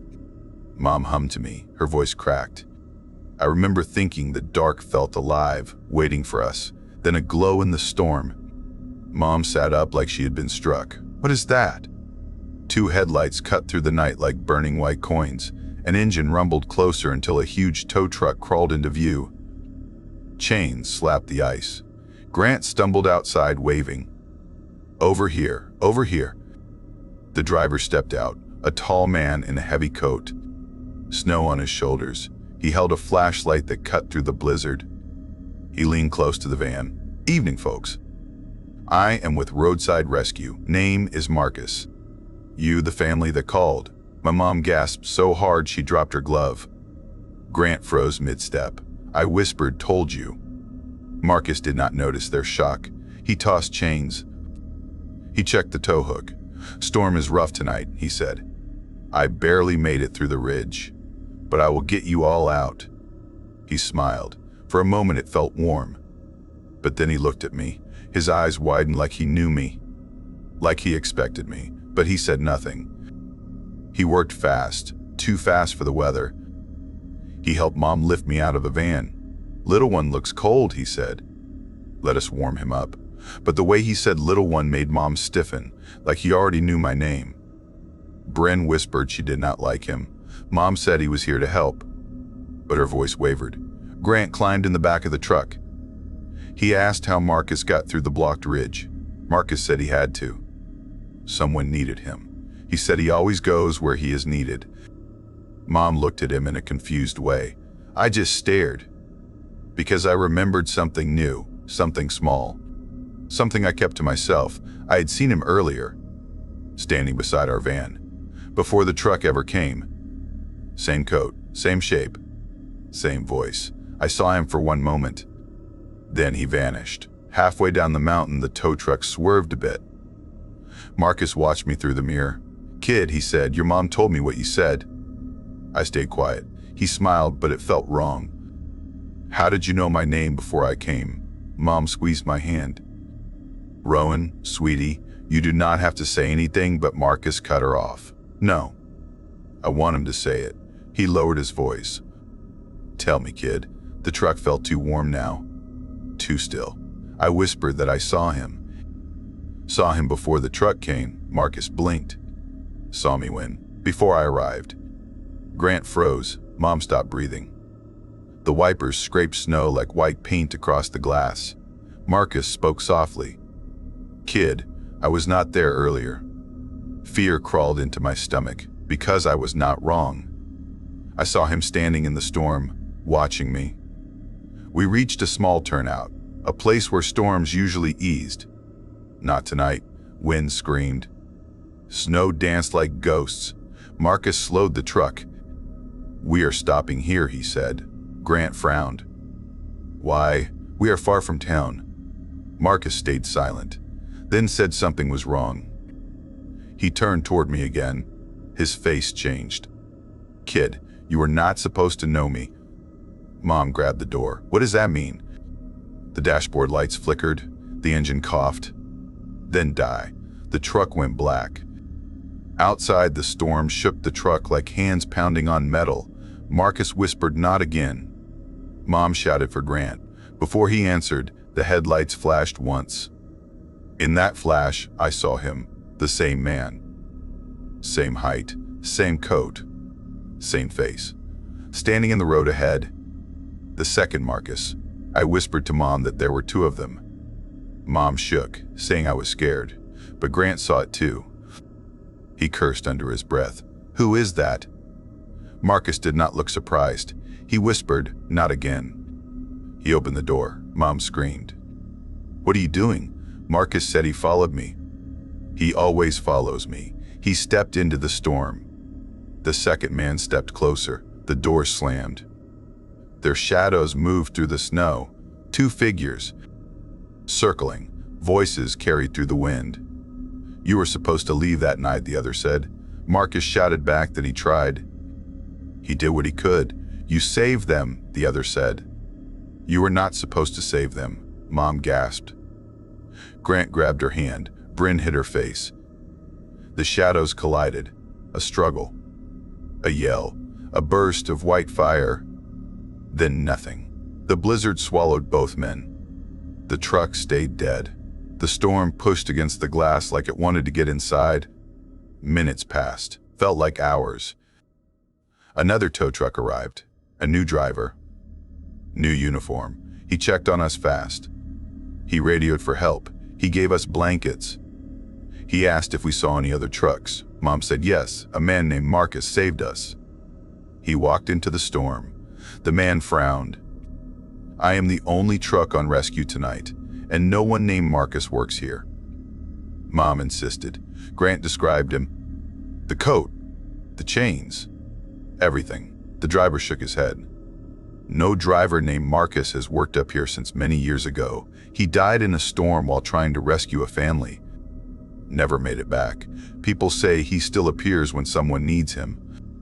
Mom went pale. Grant stopped breathing for a second. Bryn held my arm so tight it hurt. I whispered I told you he was coming. I grew older, old enough to understand something I did not know then. I did not predict Marcus. I did not guess his name. I saw him, a man who was not alive anymore. A man replaying a night he never finished. A man still driving roads he never left. And when storms hit my window late at night, sometimes I hear a tow truck engine far away. Not close. Not loud. Just enough to know he is still out there. Still saving people he was never meant to save. Still fighting something that follows him. And maybe still watching me, because I saw him when I was not supposed to. And he knew it. He looked at me like he remembered me from another life. Like he was waiting for me to grow up, waiting for me to understand. Maybe one day I will, but for now, all I know is this. I was 8 years old the night a dead man saved my family on a frozen road outside Ashland, and I never forgot his name, Marcus. I was not ready for what waited in the silence, and I think that is the only reason I am still alive to tell it. I grew up believing storms were just storms, and forests were just forests. But people who have never lived through an Oregon winter do not understand how the cold can change the shape of the world. My name is Jason Hale, born and raised far from cities, someone who learned early that nature holds more than animals and wind. My childhood carved a mark in me the same way frozen branches carve lines into soft snow, and no matter how much time passed, that mark never faded. I tried to bury it when I moved away, tried to act like life could be normal, working in a small electronics repair shop in a quiet part of Chicago, pretending the past was only memory. But trauma does not stay buried. It only waits. It only listens. And eventually, it calls again. My story begins in Gresham, Oregon, during a winter that broke records. It was the year I finally understood that the thing I saw as a child had never let go of me, never took its eyes off me, and never stopped waiting for the world to go quiet enough to reach me again. Back then, my family lived in a slanted old house near the edge of Powell Butte, surrounded by tall pines heavy with snow. The nearest neighbor was half a mile away, and the rest of the land behind us was nothing but trees. No one bothered mapping. The adults used to warn kids, stay before the old cedar line, that part of the forest doesn't belong to us. As a small kid, I thought they meant property lines or some silly rule. I didn't know they meant something lived past those trees, something that watched and waited. I was only 7 the morning everything started to unravel. The storm hit fast, slamming the city and freezing everything it touched. Before the sun even rose, our beige kitchen phone shrieked that sharp metal sound those old phones always made, and my mom answered with a tired voice while rubbing her forehead. "School's closed," she muttered. "Roads are pure ice." Relief mixed with frustration on her face. My older brother, Keaton, who was 15 and always pretending he was grown, punched the air with excitement. Mom snapped at him to watch his words while I kicked my legs under the counter, chewing cereal that tasted like cardboard. "Can I go outside later, maybe down the slope?" I asked. "Not past the hill," she warned. "No wandering, no creek, nowhere I can't see you." Dad wasn't home, still out plowing county roads. Mom left soon after, bundling herself in layers before rushing to the general store where she worked. Once she left, silence settled over the house except for the heater clicking every few minutes. Keaton made himself a sandwich at 7:20 a.m., even though he had just eaten breakfast, and waved me off as if I were a stray dog. Go play, stop staring at me, find something to do. I did exactly that. I layered myself in winter gear until I could hardly bend, grabbed my scratched red sled, and stepped outside into the kind of cold that steals the breath from your throat. The backyard sloped into a long hill, the snow blinding white and untouched, and for a moment everything felt simple, pure, harmless. I wish I had stayed right there. I wish I had listened to every warning. It began with a strange silence, not peaceful silence, but the kind that falls when something big shifts in the air. At that age, I didn't have the words for pressure drop or unnatural quiet, but I felt it settling around me like thick glass. No birds, no wind, no creaking branches. I called out for my brother, but no reply echoed back. Instead of going inside, I walked toward the tree line, following the faint trail deer often used. It led toward a clearing where a small frozen pond waited, a place I wasn't supposed to go. Kids always think rules only apply when adults are watching. The deeper I walked, the heavier the silence became. The cedar trees ahead looked scorched from an old lightning strike, and people called them the black ribs. As a child, I used to joke about it, but that day they no longer looked funny. They watched me. Still, I stepped past them. The pond lay still and pale like frozen bone. I stood there for a moment, pulling the scarf from my face to breathe in the crisp air. Then every hair on my arms rose under my coat. A crawling, prickling sensation slid down my neck as if cold fingers pressed into my skin. I whispered hello, even though I don't know why kids do that, and the woods answered with the same hollow silence. Then snow crunched behind me. I spun so fast I fell on the ice, my elbows hitting hard. My breath burst in panic clouds as I scanned the trees. "Keaton," I called out, my voice cracking. But it wasn't him. A shape stood at the tree line, tall, thin, wrong. A stretched shadow that didn't match the light around it, like a cutout pasted onto reality. Before I even blinked, it shifted, appearing closer without moving. My chest tightened. My limbs froze. I ran. I ran like my bones were on fire. Branches scraped my face, snow swallowed my boots, my lungs burned, and the silence chased me like a hunting dog. I didn't dare look back. I didn't breathe until the outline of the house appeared, glowing under an orange sky. Orange from sunset, but morning had just begun. I stumbled into the yard, confused, shaking, terrified. My mom stormed out the back door, sobbing and angry, grabbing my shoulders. "Where were you?" she cried. "Do you understand how long you were gone? We called everyone. The sheriff searched. You disappeared for a full day. Do you hear me? A full day." Her words broke against my ears like hail. I'd only been gone moments, minutes. Not hours, not a day. But she said it again. One day. And the scariest part, I had no frostbite, no weakness, nothing that matched a full day lost in the snow. I felt only the cold touch of the thing that watched me. For years, I tried convincing myself it was hallucination, childhood fear, a trick of weather. But the woods didn't forget. The silence didn't forget. I slept with lights on until I turned 14, and even years later, random quiet moments made my stomach twist. I avoided forests, avoided winter nights, avoided remembering too deeply. Until last December, when a blizzard hit Chicago and shut down half the city. I left work at 10:20 p.m., trudging through snow that whipped sideways and stung my face. The streets were empty, the world stripped of sound except my boots crunching on ice. Then, all at once, even that sound faded. No cars, no buzzing lights, no wind, just dead stillness. The same stillness from Oregon, the same air that felt too heavy to breathe. "No," I whispered, "not now, not here." The cold prickled down my spine like needles. I turned slowly, heart thudding so loud I felt it in my teeth. Through the swirling snow, a tall figure stood far down the block, motionless, too straight, too narrow, like a stretched silhouette that didn't know how to be human. A lamp flickered above me, struggling, then popped out.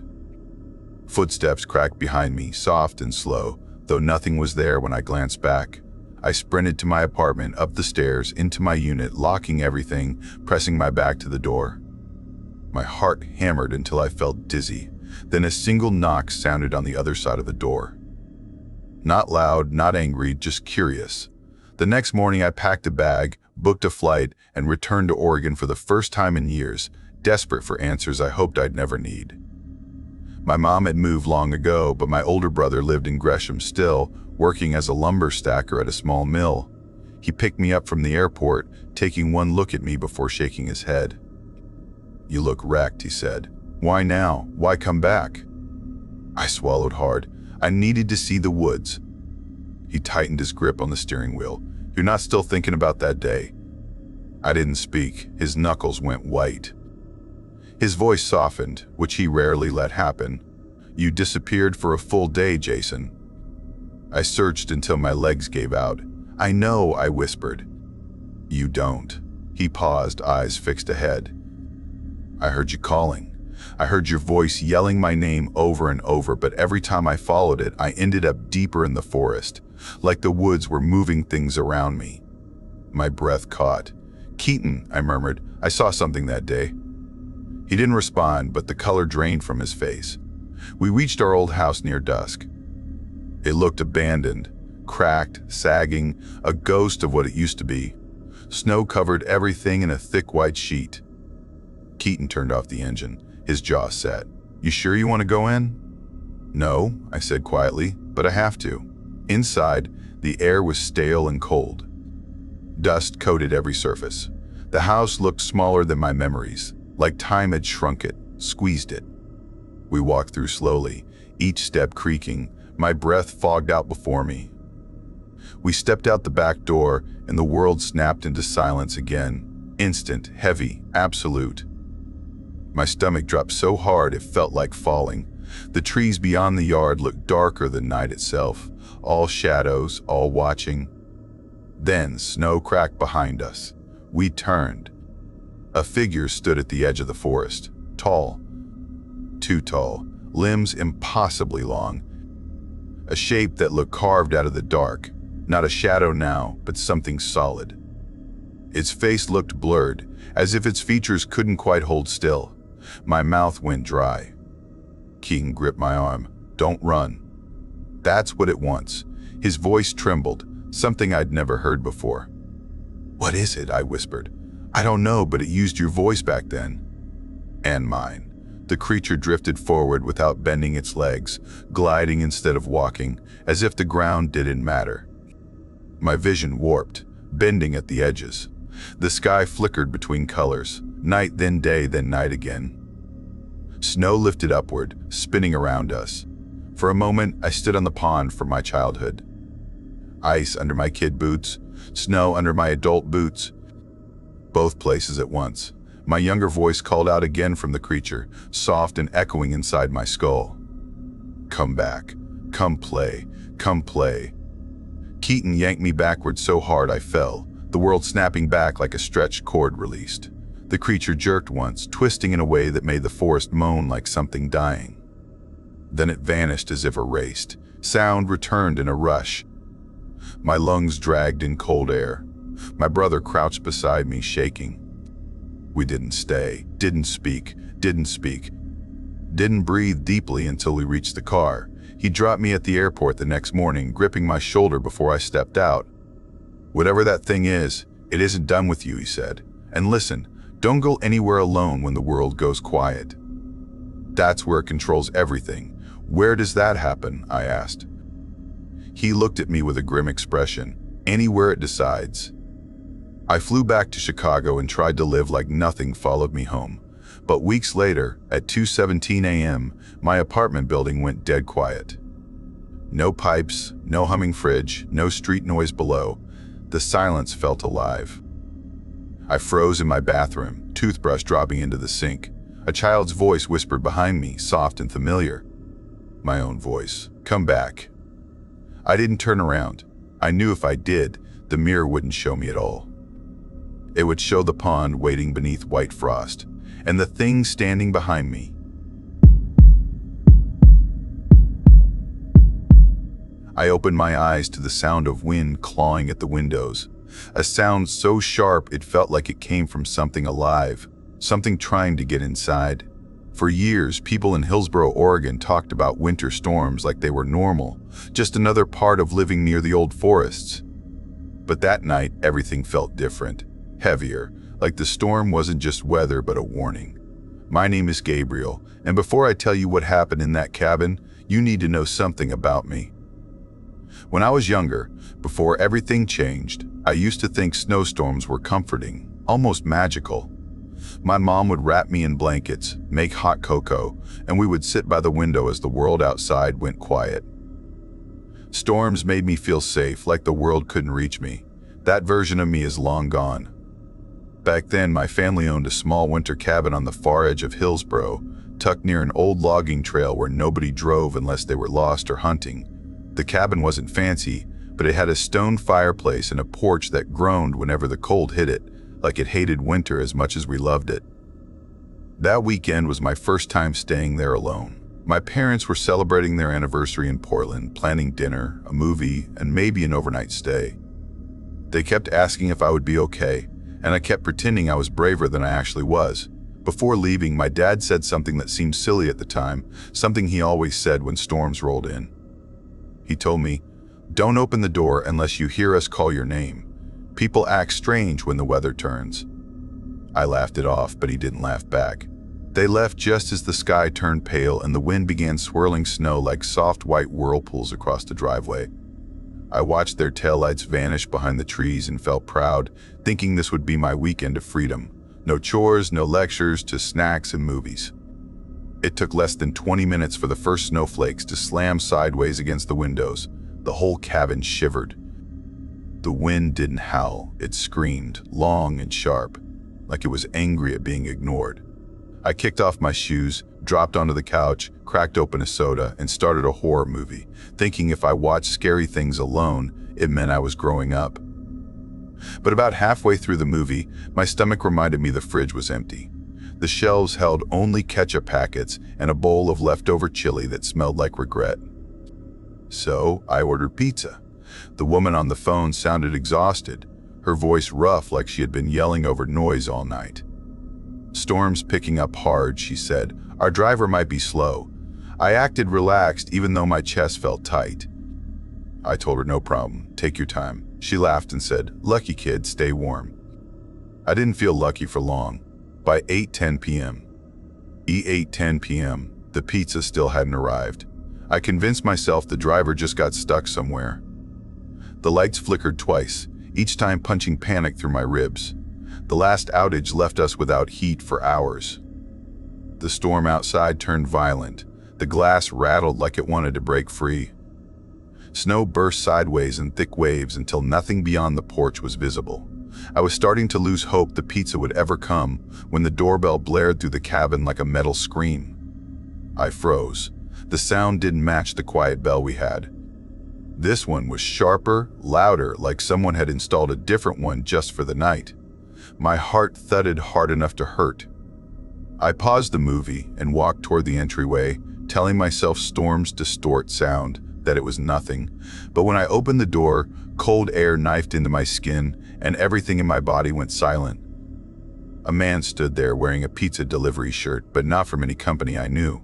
The shirt was burgundy, stretched too tight with missing buttons and dirt smeared across the fabric. His name tag, scratched like someone carved the letters with a pocket blade, read Trev. His hair was long, tangled, resting on his shoulders like he hadn't washed it in days, and his smile didn't look like a smile. It looked forced, stiff, like he studied other people and tried to copy them but never got it right. He held out a pizza box. "You ordered this," he said, cheerful in a tone that sounded practiced, wrong, almost like a recording. I nodded slowly, my throat dry, saying yes even though every instinct screamed at me to shut the door. "Cold out here, huh?" he said, but he wasn't looking at my face. His eyes drifted past me into the cabin. Then he asked, "You staying out here all alone?" My heart dropped so fast I thought I might faint. I lied quickly, telling him my parents were inside, upstairs, getting ready for bed. That smile of his twitched wider. He didn't blink. When I reached for my wallet, I realized I had left it in the kitchen, so I told him to wait, but I didn't close the door entirely. I left a narrow crack so I could watch him. He never moved. He just stood there smiling, snow clinging to him, chest rising too slowly, almost like he forgot how to breathe normally. I walked into the kitchen, grabbed my wallet, and that's when I heard the old TV on the counter shifting to the local weather channel. The reporter's voice cut through the noise of the storm.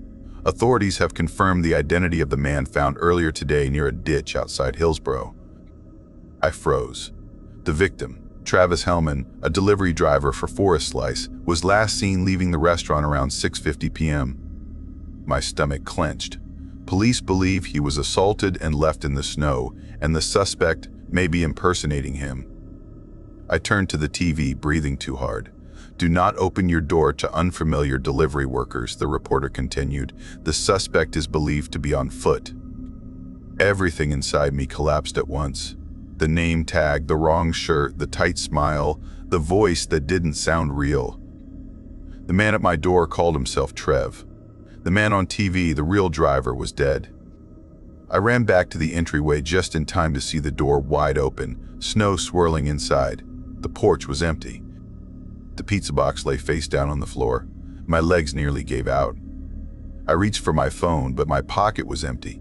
Then it hit me. I left it upstairs on my nightstand next to the old closet I never liked. A closet that never stayed closed. Gripping the biggest kitchen knife we owned, I crept up the staircase. Each step felt like dragging cement. Halfway up, the cabin groaned, not the gentle settling sound, but a deep shifting weight, like someone was standing on the boards above me. At the top of the stairs, the hallway exhaled cold air. The bedroom door, which I always kept shut, was wide open. I peeked inside. Everything looked normal except one thing. The closet door was open halfway, and it had been shut before. My pulse roared in my ears. I whispered to myself, "Just grab the phone and run," repeating it like a prayer. I stepped inside. Each step felt like stepping into a trap. I reached toward the nightstand, my fingertips inches from my phone when the closet door drifted open an inch. I saw eyes. Wide, unblinking, glowing with a strange reflection of the hallway light. And a smile, too wide, stretching beyond anything a human face should hold. I screamed. He burst from the closet with a sound that made my spine burn, a half laugh, half gasp, like he was thrilled. I sprinted, nearly falling, gripping the banister hard enough to tear skin. I didn't look back until I reached the bottom. He was right behind me, face twisted with joy, breath steaming, shoes missing, bare feet slapping against the old floorboards. I ran into the bathroom, slammed the door, locked it, leaned my entire body against it while my heart tried to escape my ribs. He hit the door with his shoulder over and over, each impact cracking wood. "Come on, kid," he said in a playful, high-pitched sing-song voice. "Let me in, let me talk to you." I scanned the bathroom. No hiding spots. Only the small window above the toilet.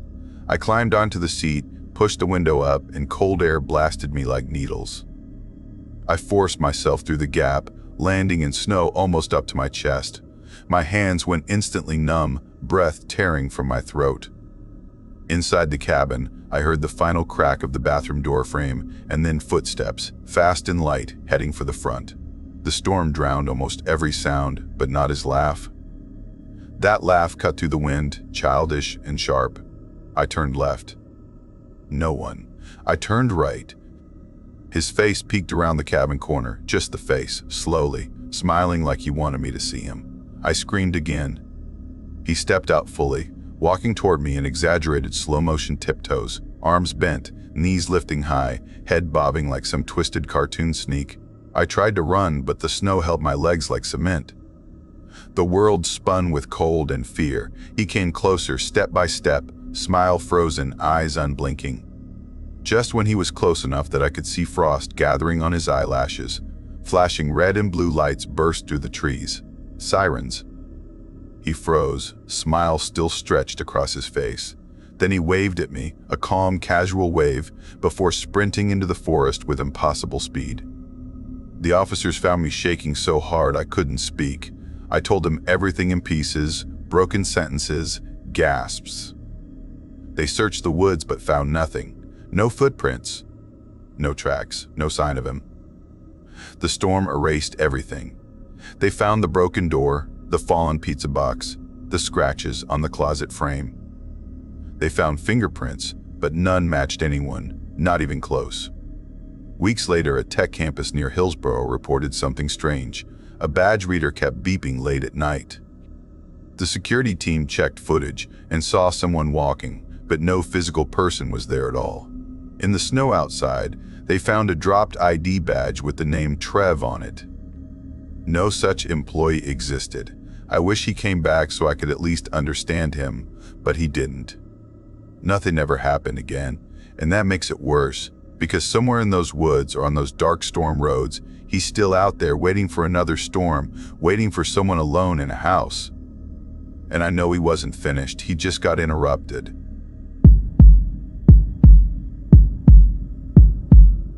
I always believed winter could not hurt me, yet every cold wind in Beaverton taught me that some storms do not come from the sky, they come from people. I was new to the city back then, trying to rebuild a life that felt stretched thin. I worked at a small insurance claims office, low pay, long hours, enough to keep my apartment warm, but not enough to warm my heart. My name is Mara, and I had spent years drifting from place to place after a quiet childhood in the outskirts of Montana, raised by a grandmother who believed ghosts walked beside snow. She would whisper that storms uncover the truth of people, and when they do, you have to listen. I never understood her, not until that winter. I had moved to Beaverton hoping for something softer, something quieter, but what I found was a shadow waiting under the snow. It was early December when the storm came, steady and slow, covering everything in layers of white that muffled footsteps and swallowed sound. Streets narrowed into icy corridors, streetlights glowed like tired lanterns, and even cars seemed to move with caution. I spent most evenings sitting by my window, coffee cooling in my hands, watching the snow swallow the sidewalks. The quiet felt heavy, almost like it had weight, pressing down on my mind until I could hear my thoughts too clearly. I kept telling myself that this was temporary, that I would meet people, find better work, build a life. But the silence made every hour feel stretched thin. One night after work, while snow drifted steadily against the window pane, I downloaded a dating app. I told myself it was just for conversation, just to remind myself that other people existed. Matches came quickly, mostly boring profiles and rushed messages, until one caught my eye. The name was Corbin. His pictures looked ordinary in a way that felt comforting. A flannel jacket, a warm grin, hair dusted with snow in one photo, and another where he sat at a bar with someone cropped out. He looked approachable, maybe even kind. His first message came minutes after we matched. It said that I looked like someone who did not pretend to laugh.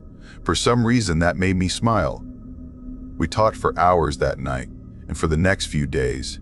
He was funny without trying too hard, calm without being distant. He worked in facilities management, according to him, long hours repairing heating systems in office buildings. He said he loved the snow because it made the world clean. There was something about him that felt easy. When he asked to meet for drinks, I hesitated only briefly. He suggested a small bar on the edge of town, a warm place near an old warehouse district. He said it was quiet, no crowds, just good drinks and soft lighting. It felt safe, especially since the snowstorm made everywhere else look deserted. When I arrived at the bar, a warm wave of heat hit me as soon as I stepped inside. My glasses fogged and I wiped them while scanning the room. Corbin stood near the counter with his hands in his pockets, smiling like we had known each other for years instead of days. He said he was glad I made it through the storm because he had started to worry the snow would trap me. I joked that I had fought my way there with a shovel, and he laughed in a way that settled my nerves. We talked for hours about childhood, work, food, and the strange things people do during snowstorms. He asked real questions and listened without interrupting. He told me he grew up in Forest Grove and moved here last year for work. When I talked about my office job, he did not judge or look bored. Everything felt oddly natural. By the time we left the bar, the storm had thickened and the streets looked deserted. Snowflakes drifted slowly under the streetlights like falling ash. We began walking in the direction of my apartment, though he said he would only walk with me a short distance and then call a ride. Halfway down a narrow street, I heard footsteps behind us. Fast footsteps. Too close. My breath hitched, and I turned. A man stepped out between two houses wearing a thin jacket, a beat-up baseball cap, and a restless look in his eyes. His beard was patchy and uneven, and his gaze darted like he was searching for something to take. He told us to hand over our phones and wallets, raising a knife he had pulled from his sleeve. My body froze. The cold hit deeper than the snow could reach. I kept thinking that this could not be happening to me, that things like this belonged in other stories, not mine. My hands would not move. My legs felt locked. Corbin stepped in front of me without hesitation. He told the man to back away, voice steady and calm. The stranger laughed, a short, rough sound that made my skin crawl. He lunged, the knife flashing. Corbin moved quickly, dodging and grabbing the man's arm, twisting it sharply. They slipped on the icy ground, landing hard. The knife skidded away toward a snowbank. Corbin pinned the man briefly, long enough for him to realize the fight was over. Then he shoved the attacker off with a low growl that felt unnatural coming from him. The man scrambled up, eyes full of panic, and ran into the storm, disappearing in the swirling white. I stood trembling, heart pounding so loud it filled my ears. Corbin came to me, breath visible in the freezing air. He told me I was all right, that everything was fine, that we should go home now. I said we should call the police. His answer came too fast, too sharp. He said they would not do anything, that it would only bring trouble. His tone made me pause. Something in his expression did not match the warmth he had shown earlier. But I was shaking, overwhelmed, and he seemed calm enough to trust in that moment. He walked me home, stopping a block away from my building. He asked if I wanted him to come up, casual, like it was normal. I said no, that I needed rest. He smiled, but his eyes stayed cold, like he was measuring something. For a few days, his messages stayed friendly. Checking on me, asking how I felt after everything. I replied politely, but I did not feel the spark I thought I felt before. Gratitude was not the same as affection. When he asked to meet again, I gently explained that I did not feel a romantic connection. His response changed everything. He asked if I was serious. He reminded me that he saved me. Then he said I used people and walked away. I stopped answering. Messages kept coming. Angry, cold, accusing, then threatening, then threatening. Calls in the middle of the night, long rants that I refused to listen to. I blocked his number. He found me on another app. I blocked that too. For days, every sound outside my apartment made me jump. I slept with a chair under the doorknob, heart racing at every creak of the old building. Then everything went silent. No messages, no calls, no strange knocks at the door. I thought it was over. I wanted it to be over so badly that I convinced myself it was. Weeks passed. Snowstorms came and went. And then one evening while walking back from the grocery store, I saw him. Corbin walked down the sidewalk laughing with another man. I stepped behind a building, heart racing. As they passed, the man beside him turned his head and my stomach dropped hard. It was the attacker from that night. The same patchy beard, the same restless eyes. They laughed together, comfortably, like old friends. The truth hit me like ice water. The attack had been staged. Corbin did not save me. He orchestrated the whole thing. I stood frozen behind that building, watching them disappear into the drifting snow, footprints fading quickly. The next days were a blur of anxiety. I noticed strange things happening around my building. Every dog in the neighborhood had begun barking at the same direction each night, toward the alley behind my apartment, howling with a fear that seemed unnatural. A bus stop heater near my street kept running, even though bus service was shut down due to the storm, humming softly in the cold air like someone had been standing there for hours. I passed a house with shoes lying neatly outside the front door, even though the place was locked and dark, untouched by life, and the footprints around it had been wiped away. Something was wrong in this city. Something was watching. I started seeing shadows near my window at night, shapes disappearing when I moved closer. My phone would light up with unknown numbers calling before dawn. At one point, I found a single glove on my doorstep, not mine, not anyone's I recognized. Snow around it was undisturbed, like it had just appeared. I felt eyes on me whenever I walked outside. One night, While lying in bed, unable to sleep, I heard footsteps on the roof. Slow, deliberate, the kind that did not belong to animals or falling branches. I sat upright, heart racing. The footsteps stopped directly above my bedroom, paused, and then continued slowly toward the back fire escape. I whispered to myself that I needed to get out of Beaverton, that I needed to run before something worse happened. But escape is not easy when your fear becomes part of the air you breathe. 2 days later, during another heavy snowstorm, I heard someone calling my name outside. The voice was calm, steady, almost kind. It said that I needed to open the door, that everything would be all right, that we could talk. I stayed frozen in the dark, holding my breath. The voice went from gentle to angry within seconds, repeating my name like a command. I refused to move. Eventually the voice faded, footsteps crunching away. I spent the next week inside, barely eating, barely sleeping. Shadows grew longer in my apartment, and the cold seeped into my bones as if the storm had crawled inside my walls. Every dog kept barking all night, always at the same alley, as if warning me. I began to fear looking outside, terrified that I would see Corbin and the attacker waiting. Then, late one night, while snow slammed against the windows and wind screamed through the cracks, a soft scrape echoed from my hallway. A slow drag across the floor. Something or someone was outside my apartment door. I crept closer, too scared to breathe. A slip of paper slid under the door and landed at my feet. My name was written on it. The ink looked like it had been dragged through melting snow. Under my name, a message read that I had one chance to come outside willingly, that the next time, they would come inside instead. I backed away, heart beating so fast it hurt. The storm outside raged louder, shaking the building like something furious was beating at it. I pressed against the wall, waiting, listening. Hours passed before the noises stopped. I do not know why I survived that night. Maybe they were watching.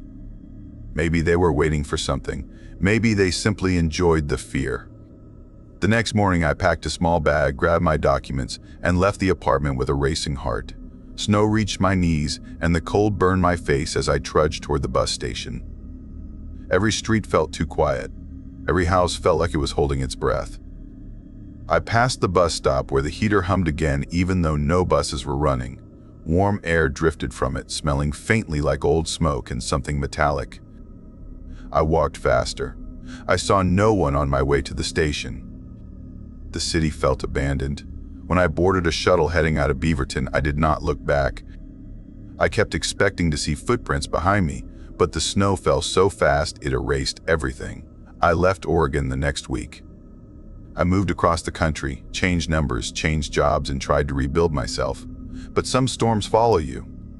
Sometimes I wake at night hearing footsteps on the roof. Sometimes unknown numbers call at strange hours.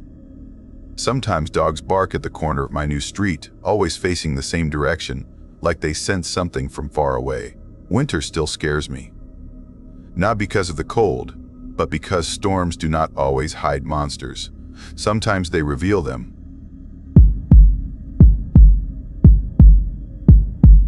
I woke up believing the storm would end my life. That thought came before fear, before memory, before I even opened my eyes.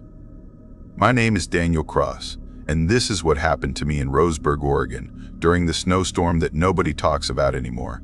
I grew up in a split-level house at the edge of Roseburg, close enough to the forest that the trees leaned over the roof like silent watchers. Our home had 2 staircases right at the front door. One went up to the main living area where my parents and sisters slept. The other went down into the lower level where the garage, a small den, and my bedroom were built into the earth. My room was the only bedroom not upstairs.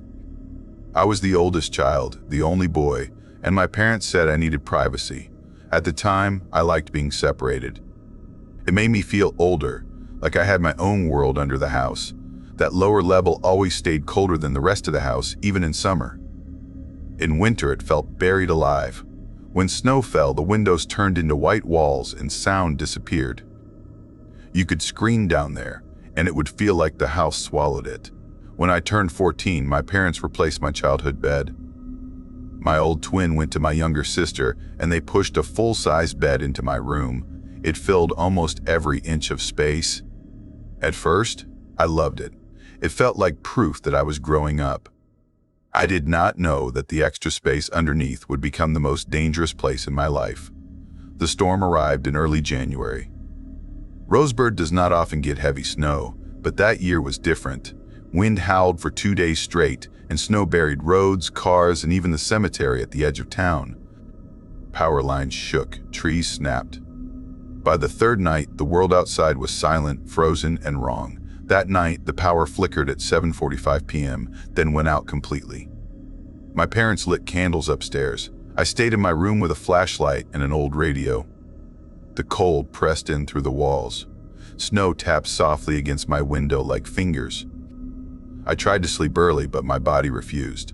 At around 10:30 p.m., I felt restless, like something was moving inside my chest that did not belong there.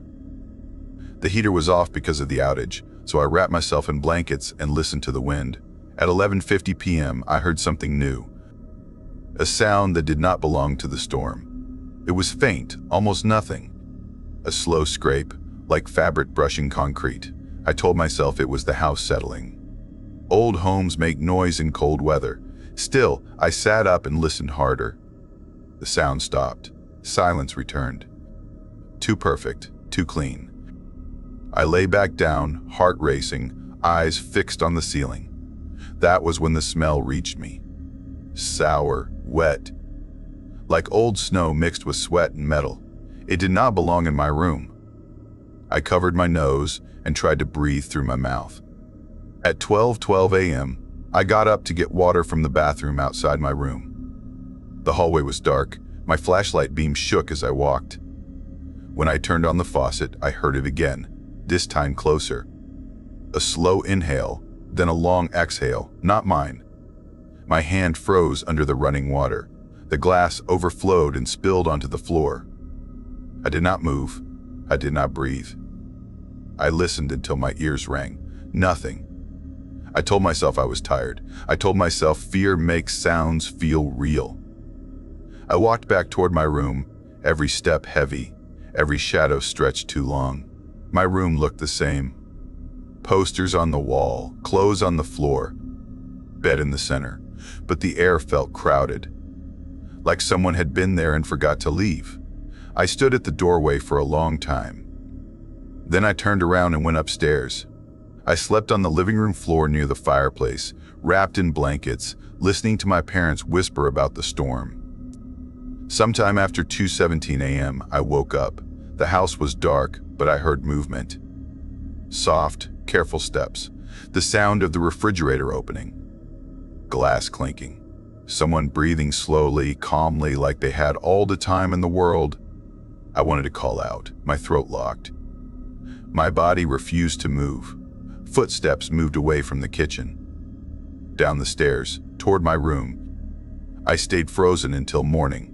When daylight came, the storm had buried everything. Snow reached the windowsills. Roads were gone. The cemetery fence down the street stood open, its iron gates spread wide like arms welcoming something out. I told my mother what I heard. She was distracted, folding clothes, complaining about a strange smell in my room. I told her she was imagining it.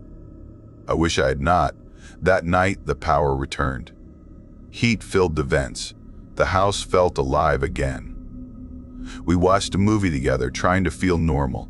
At 9:40 p.m., I went back to my room. The silence was heavier than before. No wind. No radio static, just quiet pressing against my ears. I played video games to distract myself. When I finally lay down, sleep came fast. Too fast. I woke up again at 3:06 a.m. The heater had stopped. The room was cold. My breath fogged the air. Then I heard breathing. Slow, wet, close. I stared at the ceiling, every muscle locked. I knew without looking that I was not alone. I forced myself to move. Inch by inch, I slid out of bed and lowered myself to the floor. I lifted the blanket hanging down. A man lay beneath my bed. He was large, wrapped in dirty blankets, his clothes torn and soaked. His face was covered in grime, his beard matted with ice.